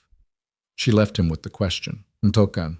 Outside, the daylight was wrong, too ordinary, too indifferent. Roman was standing on the sidewalk with his phone to his ear, and Vivian came out and stood next to him and waited. The call was short, operational. When he hung up, he didn't immediately say anything. He stood looking at the middle distance, at nothing, at the particular nothing that opens up in front of a person who has just had the architecture of 11 years redrawn. Reeves found the cash, he said. It's intact. His people have it. That's good. Carter's in the wind. He made a move when his people pulled back from tailing us. He figured out the play had collapsed and he ran. Roman's voice had a rough edge on it now, the controlled surface wearing thin. We'll find him. It's going to take time. I know. He turned and looked at her, and the full weight of the morning was in his face. The sleeplessness, the 11 years, Prentice in that chair, all of it. He looked like a man standing in the wreckage of a structure he'd built with his hands over a long time, trying to calculate which pieces were still load-bearing. You knew it was Prentice before Garrett told us, he said. It wasn't a question exactly. No, she said honestly. I didn't know it was Prentice, but I knew the shape of it. The money to Greco was too clean, too designed to look like a rival move. Someone who wanted it to look external designed it, and only someone internal knew enough to make it look that clean. She paused. I didn't name it, but yes, the shape was there. And you didn't tell me. I didn't have a name, I had a shape. Telling you a shape would have made you look at everyone around you, and looking at everyone around you was exactly what whoever designed it would want. It would have paralyzed you. He looked at her for a long time. We need to move, she said. Carter's loose, and whatever contingencies he has that we don't know about are still out there. I know. He didn't move yet. Vivian. Roman. I need… He stopped. The muscle in his jaw worked. I need to know what you're going to do after this. With what you have. The documentation. She looked at him steadily. That depends on what you do. What does that mean? It means I built that documentation in good faith, doing work I thought mattered. What happens to it now is not entirely my decision, but I'm not going to pretend I don't have a stake in the outcome. She held his gaze. If you rebuild what you had before, if you put this back together the way it was, then the documentation goes where it needs to go. I won't be party to helping you reconstruct something that should stop. He was very still. And if I don't? Then we have a different conversation, she paused. A later conversation. Right now we have Carter and whatever's still moving out there. His phone rang. He looked at it. Reeves. He answered. What Reeves said changed his face in a new way. Not the blankness of the Prentice revelation, not the grief of the warehouse. Something sharper, something with immediacy in it. Say that again, Roman said. He listened. How many? He listened again. Where? He was already moving, back toward Helen's car, and Vivian was moving with him because his pace made it clear that standing still was no longer an option. No, don't call anyone else yet. Get there yourself and tell me what you see. He hung up. Carter, he said, pulling open the car door. He didn't run. Where is he? Roman got in. Vivian got in. Helen had the engine on before the door closed. He went to the Wacker building, Roman said. He pulled his team back from us to redeploy them there. He's not done. He's repositioning. He looked at Vivian with something in his expression that was close to the thing she'd glimpsed across a kitchen table when he'd pushed a ring toward her. Not the polished surface, the thing underneath it. Reeves says there are 5 of them inside. Carter locked the building. He's using it. As what? Helen asked. As leverage, Vivian said, understanding arriving the way it always arrived for her, complete, in a single piece, without drama. If he can't take Roman out, he makes the building the bargaining point. He has documentation inside that building. The fabricated federal case materials, copies, something Reeves's team didn't find, something Carter kept separately. She looked at Roman. Prentice gave us 1 cache. Carter has another. Roman looked at her. He's not finished, she said. He's adapting. The car was moving. Outside, Chicago went past, indifferent, busy, full of people going about the business of an ordinary morning who had no idea that in a building on Walker, a man was making his final arrangement with whatever he had left. Roman put his hand over hers on the seat between them. Not gently. The grip of someone holding on to the one fixed point in a situation with no fixed points. She didn't pull away. Can you get into his documentation remotely? He asked. If Carter has a cache inside that building, if there's a server, an encrypted drive, anything networked, not without access credentials. Prentice gave us the Vander credentials. She looked at him. The Vander network runs through the Wacker building's infrastructure? It runs through every building in my network. He met her eyes. Including the server room on the 3rd floor of Wacker. She reached for her laptop bag. Tell me the building's floor plan, she said. He told her. Her fingers were already moving. The car was 4 blocks from Wacker when Reeves called back, and what he said made Roman's hand tighten on hers to the edge of pain, and Helen pushed the car faster than Vivian had thought the vehicle was capable of, and the 4 blocks collapsed into 2 and then 1, and then the building was there through the windshield, ordinary and glass-fronted and entirely unprepared to look like what it currently was. The place where everything that had been building for 3 parts of a very long story was about to arrive at its answer. Carter Miles was on the 4th floor. Reeves could see him through the external camera that Carter hadn't disabled because Carter hadn't known Reeves had rerouted it through a secondary channel 3 days ago as a precaution. None of them had expected to need this soon. He was at a workstation. He was uploading something, and the upload bar, according to Reeves's screen grab, was at 63%. How long? Roman said into the phone. Reeves's answer was 4 seconds long. Roman looked at Vivian. I need 2 minutes, she said. Her voice was steady. Her hands were not, entirely, but they were close enough. Give me 2 minutes and I can shut down the upload at the network level before it completes. You have 90 seconds, Roman said. After that, I'm going in. Roman, 90 seconds, he said. And then whatever's in that building gets handled the way I know how to handle things. She looked at the screen, looked at her hands, looked at the building through the windshield. 60, she said. I need 60. She started typing. Her fingers hit the last command at 47 seconds. The upload bar on Reeves's screen grab had been at 78% when she found the Vander Network's administrative back door. The one Prentice had built into the system because men who build things always build themselves a way back in. Always. Even when they tell themselves they won't need it. She had the credentials. She had the architecture from 2 years of managing the network's legitimate infrastructure.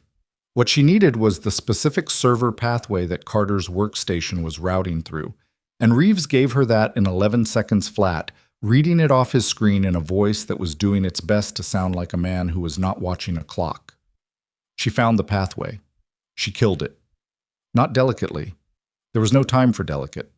She pulled the administrative access on the entire Vander subnet connected to the Wacker building's 3rd floor server room, which took down not just Carter's upload, but the building's internal network entirely, which meant the security cameras went dark and the electronic locks on the stairwell doors went to their fail-safe state, which in this building system meant unlocked. "It's down," she said. Roman was out of the car before she finished the sentence. She watched him go through the building's front entrance with Reeves 2 steps behind him, and she sat in Helen's car with her laptop open and her hands still on the keyboard, and her heart doing something loud and irregular in her chest that she was not going to dignify by acknowledging. "You should stay in the car," Helen said. "I know," Vivian said. She closed the laptop, opened the car door, and got out. Helen made a sound that was not quite a word and got out after her. The lobby of the Wacker building was marble and glass and entirely still, the kind of still that descends on a space when all the ordinary ambient noise of electronics and HVAC and the small constant hum of a building's systems has been abruptly removed. Vivian's heels on the marble were too loud. She took note of this and kept walking. The stairwell door to her left was open. She could hear footsteps above. Roman's, she thought. She had been listening to the way Roman moved for 2 years, and she could identify it the way you identify a voice, fast and deliberate on the stairs, the particular cadence of someone who is moving towards something rather than away. She took the stairs. 2nd floor, 3rd floor, 4th floor. The door to the 4th was already open, and the space beyond it was open plan, workstations in rows, the screens all dark from the network kill, the only light coming from the tall windows and from a secondary workstation at the far end of the room where Carter Miles was standing. He had not run. This was the thing that registered first, that Carter was standing at the dead workstation looking at the blank screen, not moving toward any of the exits, not in the defensive posture of a man who expected violence. He was standing the way you stand when you've been in the middle of something and the something has stopped and you're still processing the stop. He was a lean man, 53, with a careful kind of face, the kind of face that had learned early to give away as little as possible. And he was looking at the blank screen when Roman crossed the floor toward him, and he turned around slowly, like a man who had already made his calculation about what this moment would contain. Roman stopped 6 feet from him. Reeves was at the edge of the room, near the stairwell door, not moving. Vivian stopped when she came through the door. She stood at the back of the room and watched. "The upload didn't complete," Carter said. He said it without accusation. An observation. "No," Roman said. Carter looked past him at Vivian briefly. Something moved in his face. Not what she'd expected. Not hostility. Something closer to acknowledgement. "I want to ask you something," Roman said. "Before anything else, I want to ask you straight." Carter looked back at him. "Did you know about Daniel Cho? About what Prentice was building and why?" Carter was quiet for a moment. "I knew why. I didn't know the full scope of what he'd built until 18 months ago when he brought me in on the operational side." He paused. "By then I'd made decisions that I couldn't walk back without walking back everything." "That's not an answer to the question." "Yes, it is. It's just not the clean version." Carter looked at the dark screen behind him. "Prentice told me about Danny Cho. He told me as a way of explaining why this was necessary. And I had known you for 7 years by then, Roman. I had done things for you, and you'd done things for me, and I had reasons of my own that I told myself justified getting on board." He looked back. "But if you're asking whether I believe what happened to Danny Cho is the reason Prentice started this, yes. That I believe completely." Roman's hands were at his sides. Not fists. Flat, open, the specific control of a man choosing not to do the thing his body wanted to do. "And Daria. My idea. Prentice wanted a financial strangulation. I wanted insurance. A disruption in your personal life to keep you reactive and emotionally occupied while the financial operation ran its final phase." He glanced at Vivian again. "It was a bad read on the situation. I assessed her as peripheral. That was wrong." "You assessed me," Vivian said from the back of the room. Carter looked at her fully. "I did. And I should have assessed the people around Roman more carefully before I helped design a plan that depended on them behaving the way I predicted." He held her gaze. "You didn't behave the way I predicted." "No," she said. "I didn't." The room sat with this. Roman took 1 step closer to Carter, and Carter did not step back, and for a moment the thing between them was entirely wordless. 11 years of proximity, and now this room, this distance, this enormous unbridgeable gap between what had been and what was. Roman looked at him the way you look at something you're trying to find the last version of in your memory. Some earlier form, before. The second cache, Roman said. What's in it and where? There's no second cache, Carter said. What Prentice gave you was complete. The upload I was running was the fabricated federal documentation. I was sending it to a dead drop. When the network went down, it was 78% complete. That file is corrupt now. It can't be reconstructed without the source, and the source is on that server. He gestured at the workstation, which you now control.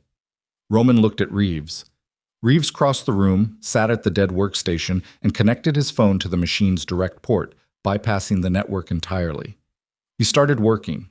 Carter watched this and said nothing. Sit down, Roman said to him. Carter sat. Roman sat across from him. He put his forearms on the desk between them and looked at Carter with the exhausted clarity of a man who has run out of versions of this conversation to have and has arrived at the only one that's left.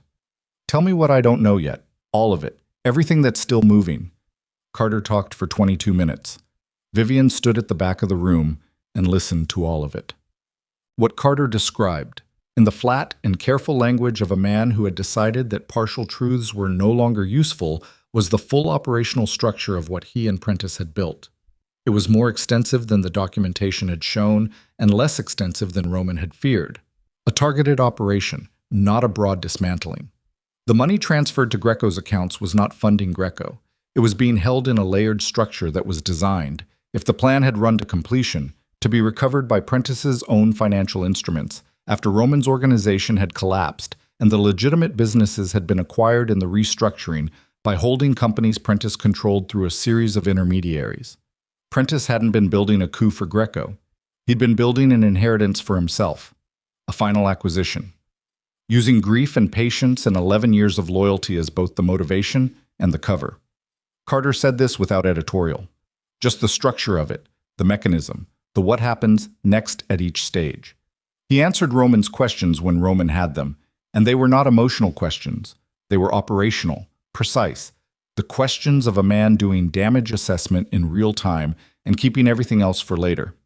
When Carter finished, the room was quiet. The federal documentation on the server, Roman said, looking at Reeves. What's actually on it? It's fabricated, Reeves said. He'd been working through it for the past 15 minutes. But well fabricated, transaction records, communications, intermediary accounts, none of it's real, but all of it's internally consistent. If this had completed its upload and reached the right hands, it would have taken significant resources to disprove. He paused. There's also something else on here. He turned the screen so Roman could see it. Roman looked at it for a long moment. His face did not change expression, which was itself an expression. He looked at Vivian. She crossed the room and looked at the screen. What was on the screen was a second set of documentation. Not fabricated, real. Transaction records, communications, internal memos, all of it real. All of it pertaining to Roman's criminal operations, assembled by someone with deep inside access over a long period. Not Carter's work and not Prentice's work. It was in a folder labeled with Vivian's initials. Carter looked at her. I didn't put that there, he said. That was on the server when I found the workstation. She looked at the folder, at her initials, at the contents of the folder which she had never assembled and never authorized, and which had nonetheless been assembled in a way that accurately mirrored the style and methodology of the financial documentation she had actually built. It's a contingency, she said slowly. If the fabricated documentation on Roman failed, if it got disproved, this surfaces as evidence that I built a case against him and then buried it, that I knew everything and chose to protect him. She looked at Roman. It makes me the story instead of you, and it makes the real documentation I built look like it was generated in bad faith by a compromised source. Whose work is this? Roman asked Carter. Carter looked at the folder. Something in his face shifted. The first moment of something that wasn't controlled. I don't know. That's not my construction. I don't know whose that is. Roman looked at Reeves. Reeves was typing. He pulled up the folder's metadata. He looked at it. He said a name quietly that Vivian didn't immediately recognize. And then Roman stood up from the chair with a velocity that reminded everyone in the room that underneath the suits and the controlled voice and the 11-year empire, Roman DeLuca was a man who had gotten where he was by being willing to do things that most people were not willing to do.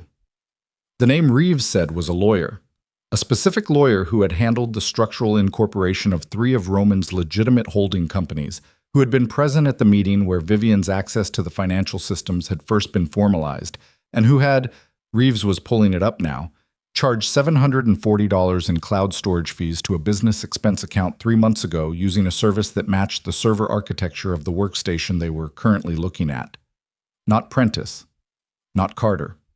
A third person, orbiting at the edge of all of it, who had built a quiet insurance policy using Vivian as the face of it. His name is Aldrich Vane, Roman said. Not loudly, quietly. He's been my attorney for 9 years. The room was quiet. Vivian looked at the folder with her initials on it. She thought about what it would have meant. If Carter's upload had completed, if the fabricated documentation on Roman had reached the right hands, and then been disproved, and then this had surfaced. She would have been the story. Credited source. The bitter ex-fiancé who had manufactured evidence and then lost her nerve. Everything she had actually built, everything that was real and documented and true, would have been contaminated by association. She had been used. By someone she'd never met, who had assessed her the same way Carter had. As a peripheral figure, a convenient instrument, and had built a contingency around her identity without her knowledge. The particular anger she felt was not loud. It was cold and clear and settled into the base of her chest like ballast. I need the full contents of that folder, she said. Everything in it. On an isolated drive, nothing networked. Reeves looked at Roman. Roman nodded. Reeves started copying. Aldrich Vane was picked up at O'Hare International Airport at 4:17 in the afternoon, 40 minutes before his scheduled departure to Zurich. He did not make a scene. He was the kind of man who understood, at the moment of being intercepted, that scenes were counterproductive. He had 2 carry-on bags and a briefcase, and the look of a man who had been planning this particular departure for some time and had simply misjudged his window. Roman was not there when they picked him up. He had sent people, but he was not among them. He was, at 4:17 in the afternoon, sitting in Helen's car outside a coffee shop in the Gold Coast, waiting. Vivian came out of the coffee shop 12 minutes after she'd gone in. She got in the car.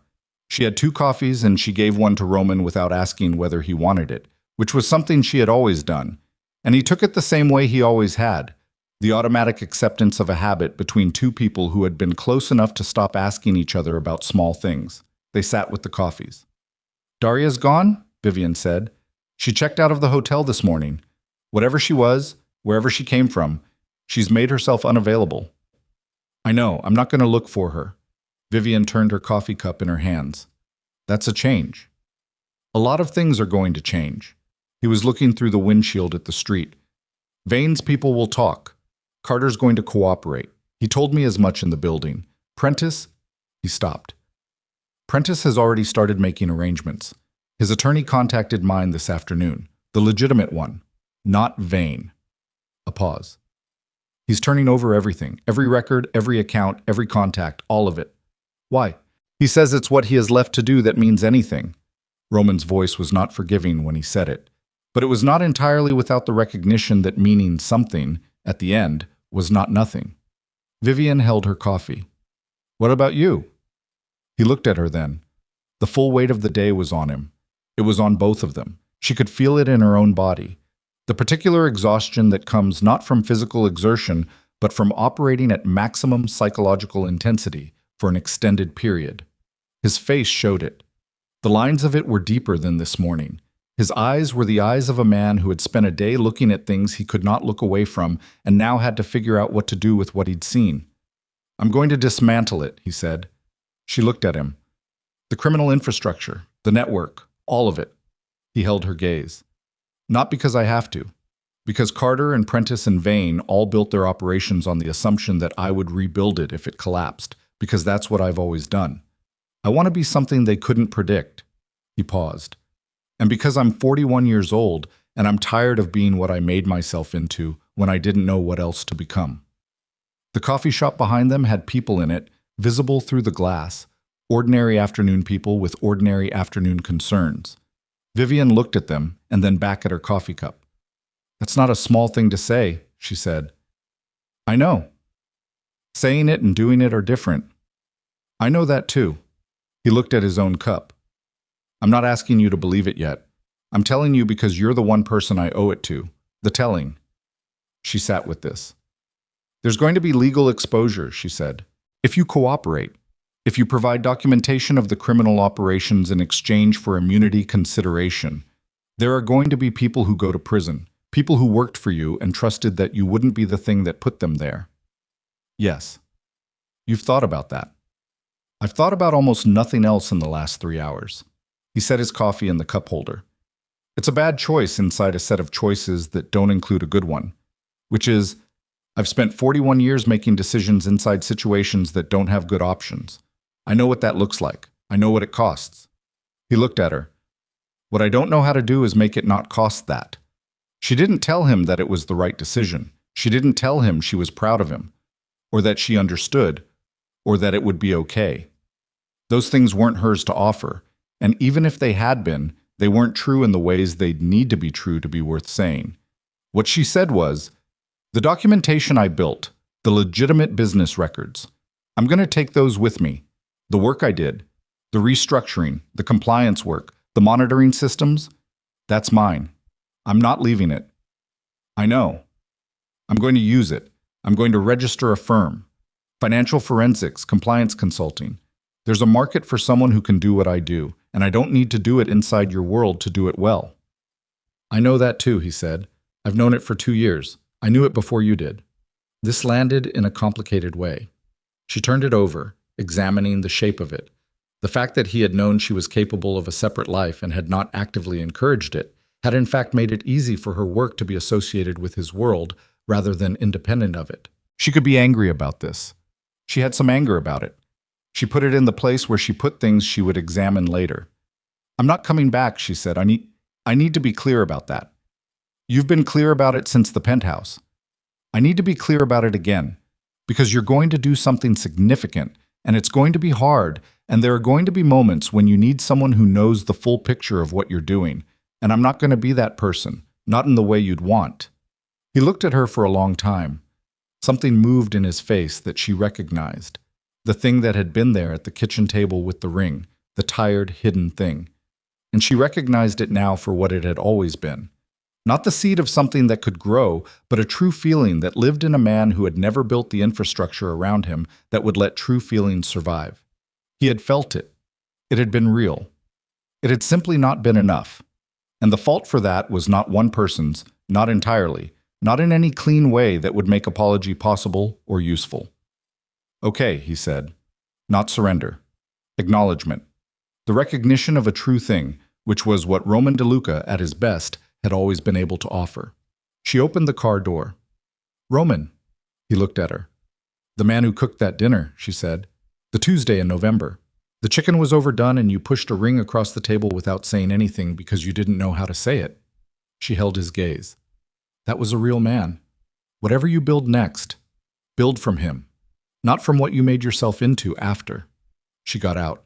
She walked down the Gold Coast sidewalk in the October afternoon without looking back, which was not because she didn't want to look back, but because looking back was a choice she had made and she was going to make it cleanly. The months that followed were not simple. They were not the clean aftermath that the word resolution suggests. There was nothing clean about a federal cooperation process, nothing tidy about the legal dissolution of an infrastructure that had taken 15 years to build. There were depositions, and there were hearings, and there were people whose names appeared in documents who had not expected their names to appear there. And there were lawyers, and there were arguments, and there was the particular grinding slowness of institutional machinery consuming something large. Carter Miles cooperated fully. He received a sentence that reflected this, which did not make him a sympathetic figure to the people whose lives the cooperation disrupted, but which was what it was. Prentice received a different sentence, longer, because the architecture of what he had built was older and more deliberate. He did not contest it. His attorney reported that he had expressed, at sentencing, a single coherent sentiment that he wished he had gone to Roman 7 years ago when Danny Cho's name first appeared in his understanding of how his nephew had died, and had said the thing directly. That he wished he had made that choice and lived with whatever Roman's answer was. That 11 years of a different choice had produced an outcome he had not wanted and could not take back. Roman sat in the courtroom when Prentice was sentenced. He had not been required to be there. I was there anyway, in the third row, in a suit that was not unlike the suits he had always worn, and he sat through the proceeding with the stillness Vivian would have recognized. And afterward he walked out into the courthouse steps and stood in the November cold for a while before getting into a car that was not a black SUV but a rental sedan, because the car service was one of the first things that had gone, along with most of the other infrastructure of the life he had been. Aldrich Vane was charged separately. His case was complicated by the sophistication of what he had built, the nested documents, the falsified folder, the layered contingencies, and his attorneys were better than Carter's and Prentice's combined, which meant the process took longer and cost more and produced a result that felt, to everyone who had been in that Wacker building on a Tuesday morning in October, incomplete in the way that legal results often feel incomplete when measured against the full texture of what actually happened. Vivian testified. She testified clearly, without drama, in the specific way she did most things, with precision and without performance. And what she said was documented and entered into the record and became part of the permanent account of what had happened, which was, she had come to understand, its own form of staying. Her firm opened in January. She rented space in a building in the West Loop, second floor, with windows that got good morning light, and she put a small sign on the door, Cross Financial Forensics. And she hired two people, a young analyst named Marcus, who had the same instinct for patterns that she'd had at his age, and an administrative coordinator named Bet, who was 63 years old and had seen enough of the world that almost nothing surprised her, which was the quality Vivian found most restful in a colleague. She worked. The work was different from what she'd done for Roman, so smaller in scale, more varied in character, cleaner in its purpose. And she found that she was good at it in ways that had nothing to do with the access or the particular insider knowledge she'd accumulated in 2 years of managing a criminal organization's legitimate face.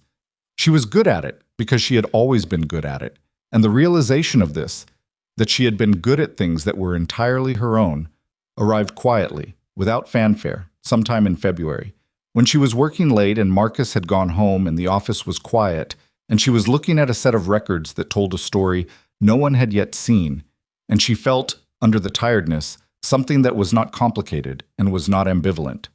It felt like room, like she had been in a small space for a long time without fully registering how small it was, and now she was somewhere with more air in it, and her lungs were doing the thing lungs do when they're not compressed anymore. What?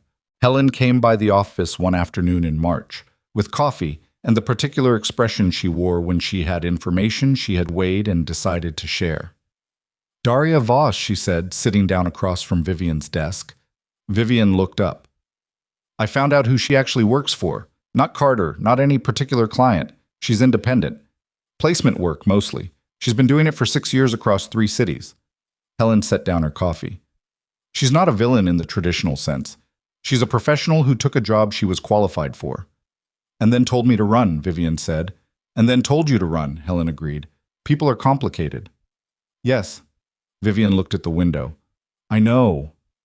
You're not going to do anything with the information. No. I thought not.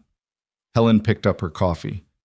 Roman filed his final cooperation documents last week.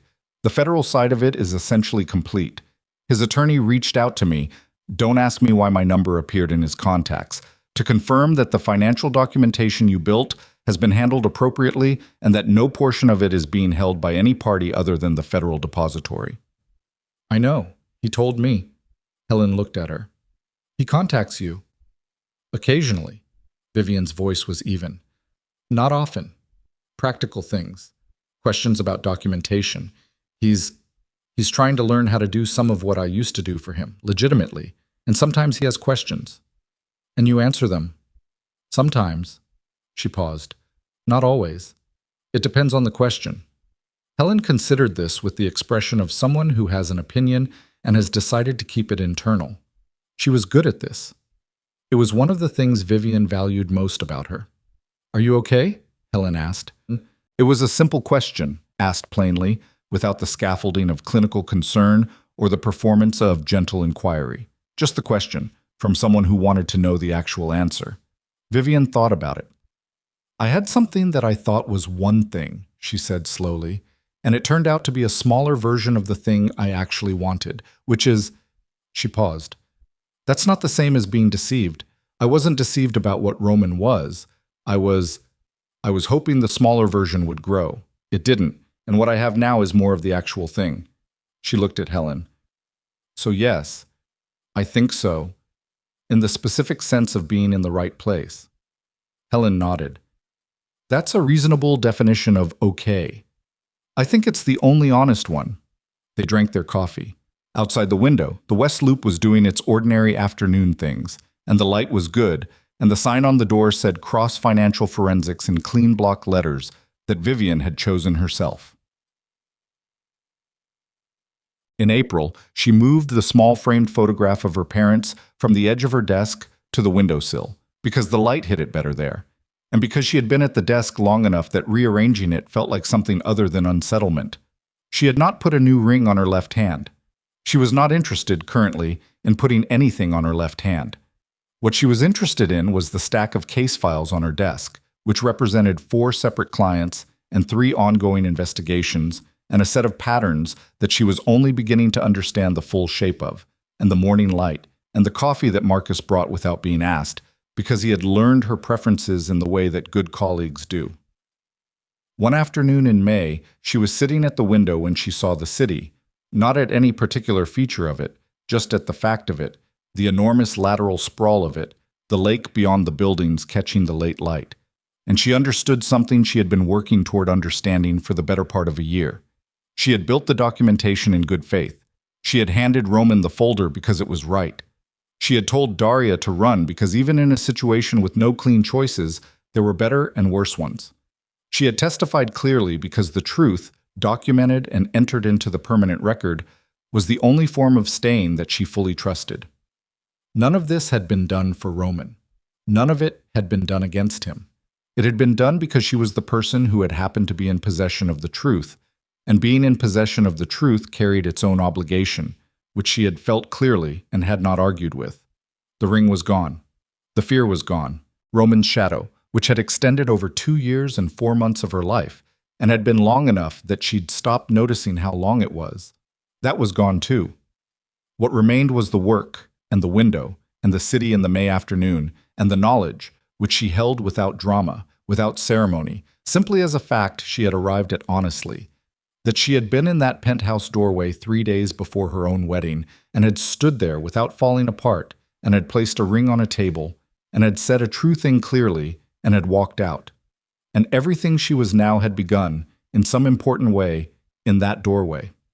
Not with the betrayal, not with the anger or the grief or the careful documentation that followed, with the walking out, with the decision, made in the space of one held breath, to be the kind of person who could do that, who could see a thing clearly and name it clearly and then move, without looking back at every step to see who was watching or whether she was doing it right. She had done it right. The city held the late light for a long time that evening, the way the lake sometimes does in May, holding the day past the point where the day should have let go. And Vivian Cross sat at her window and let it, and did not rush the dark. 2nd floor, 3rd floor, 4th floor.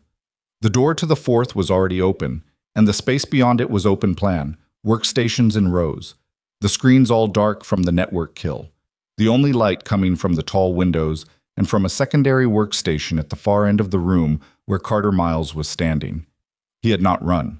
This was the thing that registered first, that Carter was standing at the dead workstation looking at the blank screen, not moving toward any of the exits, not in the defensive posture of a man who expected violence. He was standing the way you stand when you've been in the middle of something and the something has stopped and you're still processing the stop. He was a lean man, 53, with a careful kind of face, the kind of face that had learned early to give away as little as possible. And he was looking at the blank screen when Roman crossed the floor toward him, and he turned around slowly, like a man who had already made his calculation about what this moment would contain. Roman stopped 6 feet from him. Reeves was at the edge of the room, near the stairwell door, not moving. Vivian stopped when she came through the door. She stood at the back of the room and watched. "The upload didn't complete," Carter said. He said it without accusation. An observation. "No," Roman said. Carter looked past him at Vivian briefly. Something moved in his face. Not what she'd expected. Not hostility, something closer to acknowledgement. "I want to ask you something," Roman said, "before anything else. I want to ask you straight." Carter looked back at him. "Did you know about Daniel Cho? About what Prentice was building and why?" Carter was quiet for a moment. "I knew why. I didn't know the full scope of what he'd built until 18 months ago when he brought me in on the operational side." He paused. "By then I'd made decisions that I couldn't walk back without walking back everything." "That's not an answer to the question." "Yes, it is. It's just not the clean version." Carter looked at the dark screen behind him. "Prentice told me about Danny Cho. He told me as a way of explaining why this was necessary. And I had known you for 7 years by then, Roman. I had done things for you and you'd done things for me, and I had reasons of my own that I told myself justified getting on board." He looked back. "But if you're asking whether I believe what happened to Danny Cho is the reason Prentice started this, yes. That I believe completely." Roman's hands were at his sides. Not fists. Flat, open, the specific control of a man choosing not to do the thing his body wanted to do. "And Daria. My idea. Prentice wanted a financial strangulation. I wanted insurance. A disruption in your personal life to keep you reactive and emotionally occupied while the financial operation ran its final phase." He glanced at Vivian again. "It was a bad read on the situation. I assessed her as peripheral. That was wrong." "You assessed me," Vivian said from the back of the room. Carter looked at her fully. "I did. And I should have assessed the people around Roman more carefully before I helped design a plan that depended on them behaving the way I predicted." He held her gaze. "You didn't behave the way I predicted." "No," she said. "I didn't." The room sat with this. Roman took one step closer to Carter, and Carter did not step back, and for a moment the thing between them was entirely wordless. 11 years of proximity, and now this room, this distance, this enormous unbridgeable gap between what had been and what was. Roman looked at him the way you look at something you're trying to find the last version of in your memory. Some earlier form, before. "The second cache," Roman said. "What's in it and where?" "There's no second cache," Carter said. "What Prentice gave you was complete. The upload I was running was the fabricated federal documentation. I was sending it to a dead drop. When the network went down, it was 78% complete. That file is corrupt now. It can't be reconstructed without the source, and the source is on that server." He gestured at the workstation, "which you now control." Roman looked at Reeves. Reeves crossed the room, sat at the dead workstation, and connected his phone to the machine's direct port, bypassing the network entirely. He started working. Carter watched this and said nothing. "Sit down," Roman said to him. Carter sat. Roman sat across from him. He put his forearms on the desk between them and looked at Carter with the exhausted clarity of a man who has run out of versions of this conversation to have and has arrived at the only one that's left. "Tell me what I don't know yet, all of it, everything that's still moving." Carter talked for 22 minutes. Vivian stood at the back of the room and listened to all of it. What Carter described, in the flat and careful language of a man who had decided that partial truths were no longer useful, was the full operational structure of what he and Prentice had built. It was more extensive than the documentation had shown and less extensive than Roman had feared. A targeted operation, not a broad dismantling. The money transferred to Greco's accounts was not funding Greco. It was being held in a layered structure that was designed, if the plan had run to completion, to be recovered by Prentice's own financial instruments after Roman's organization had collapsed, and the legitimate businesses had been acquired in the restructuring by holding companies Prentice controlled through a series of intermediaries. Prentice hadn't been building a coup for Greco. He'd been building an inheritance for himself. A final acquisition, using grief and patience and 11 years of loyalty as both the motivation and the cover. Carter said this without editorial. Just the structure of it, the mechanism, the what happens next at each stage. He answered Roman's questions when Roman had them, and they were not emotional questions. They were operational, precise, the questions of a man doing damage assessment in real time and keeping everything else for later. When Carter finished, the room was quiet. "The federal documentation on the server," Roman said, looking at Reeves. "What's actually on it?" "It's fabricated," Reeves said. He'd been working through it for the past 15 minutes. "But well fabricated. Transaction records, communications, intermediary accounts, none of it's real, but all of it's internally consistent. If this had completed its upload and reached the right hands, it would have taken significant resources to disprove. He paused. There's also something else on here. He turned the screen so Roman could see it. Roman looked at it for a long moment. His face did not change expression, which was itself an expression. He looked at Vivian. She crossed the room and looked at the screen. What was on the screen was a second set of documentation. Not fabricated, real. Transaction records, communications, internal memos, all of it real, all of it pertaining to Roman's criminal operations, assembled by someone with deep inside access over a long period. Not Carter's work, and not Prentice's work. It was in a folder labeled with Vivian's initials. Carter looked at her. I didn't put that there, he said. That was on the server when I found the workstation. She looked at the folder, at her initials, at the contents of the folder which she had never assembled and never authorized, and which had nonetheless been assembled in a way that accurately mirrored the style and methodology of the financial documentation she had actually built. It's a contingency, she said slowly.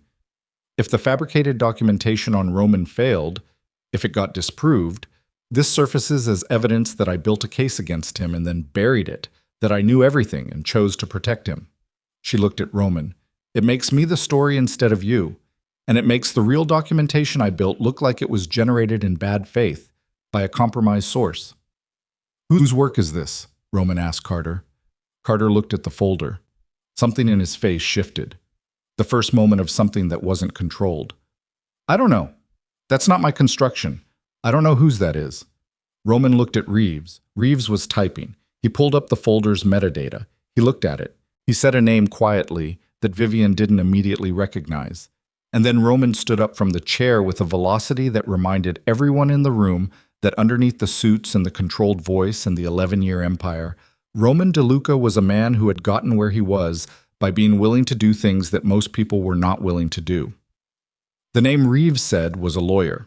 A specific lawyer who had handled the structural incorporation of 3 of Roman's legitimate holding companies, who had been present at the meeting where Vivian's access to the financial systems had first been formalized, and who had, Reeves was pulling it up now, charged $740 in cloud storage fees to a business expense account 3 months ago, using a service that matched the server architecture of the workstation they were currently looking at.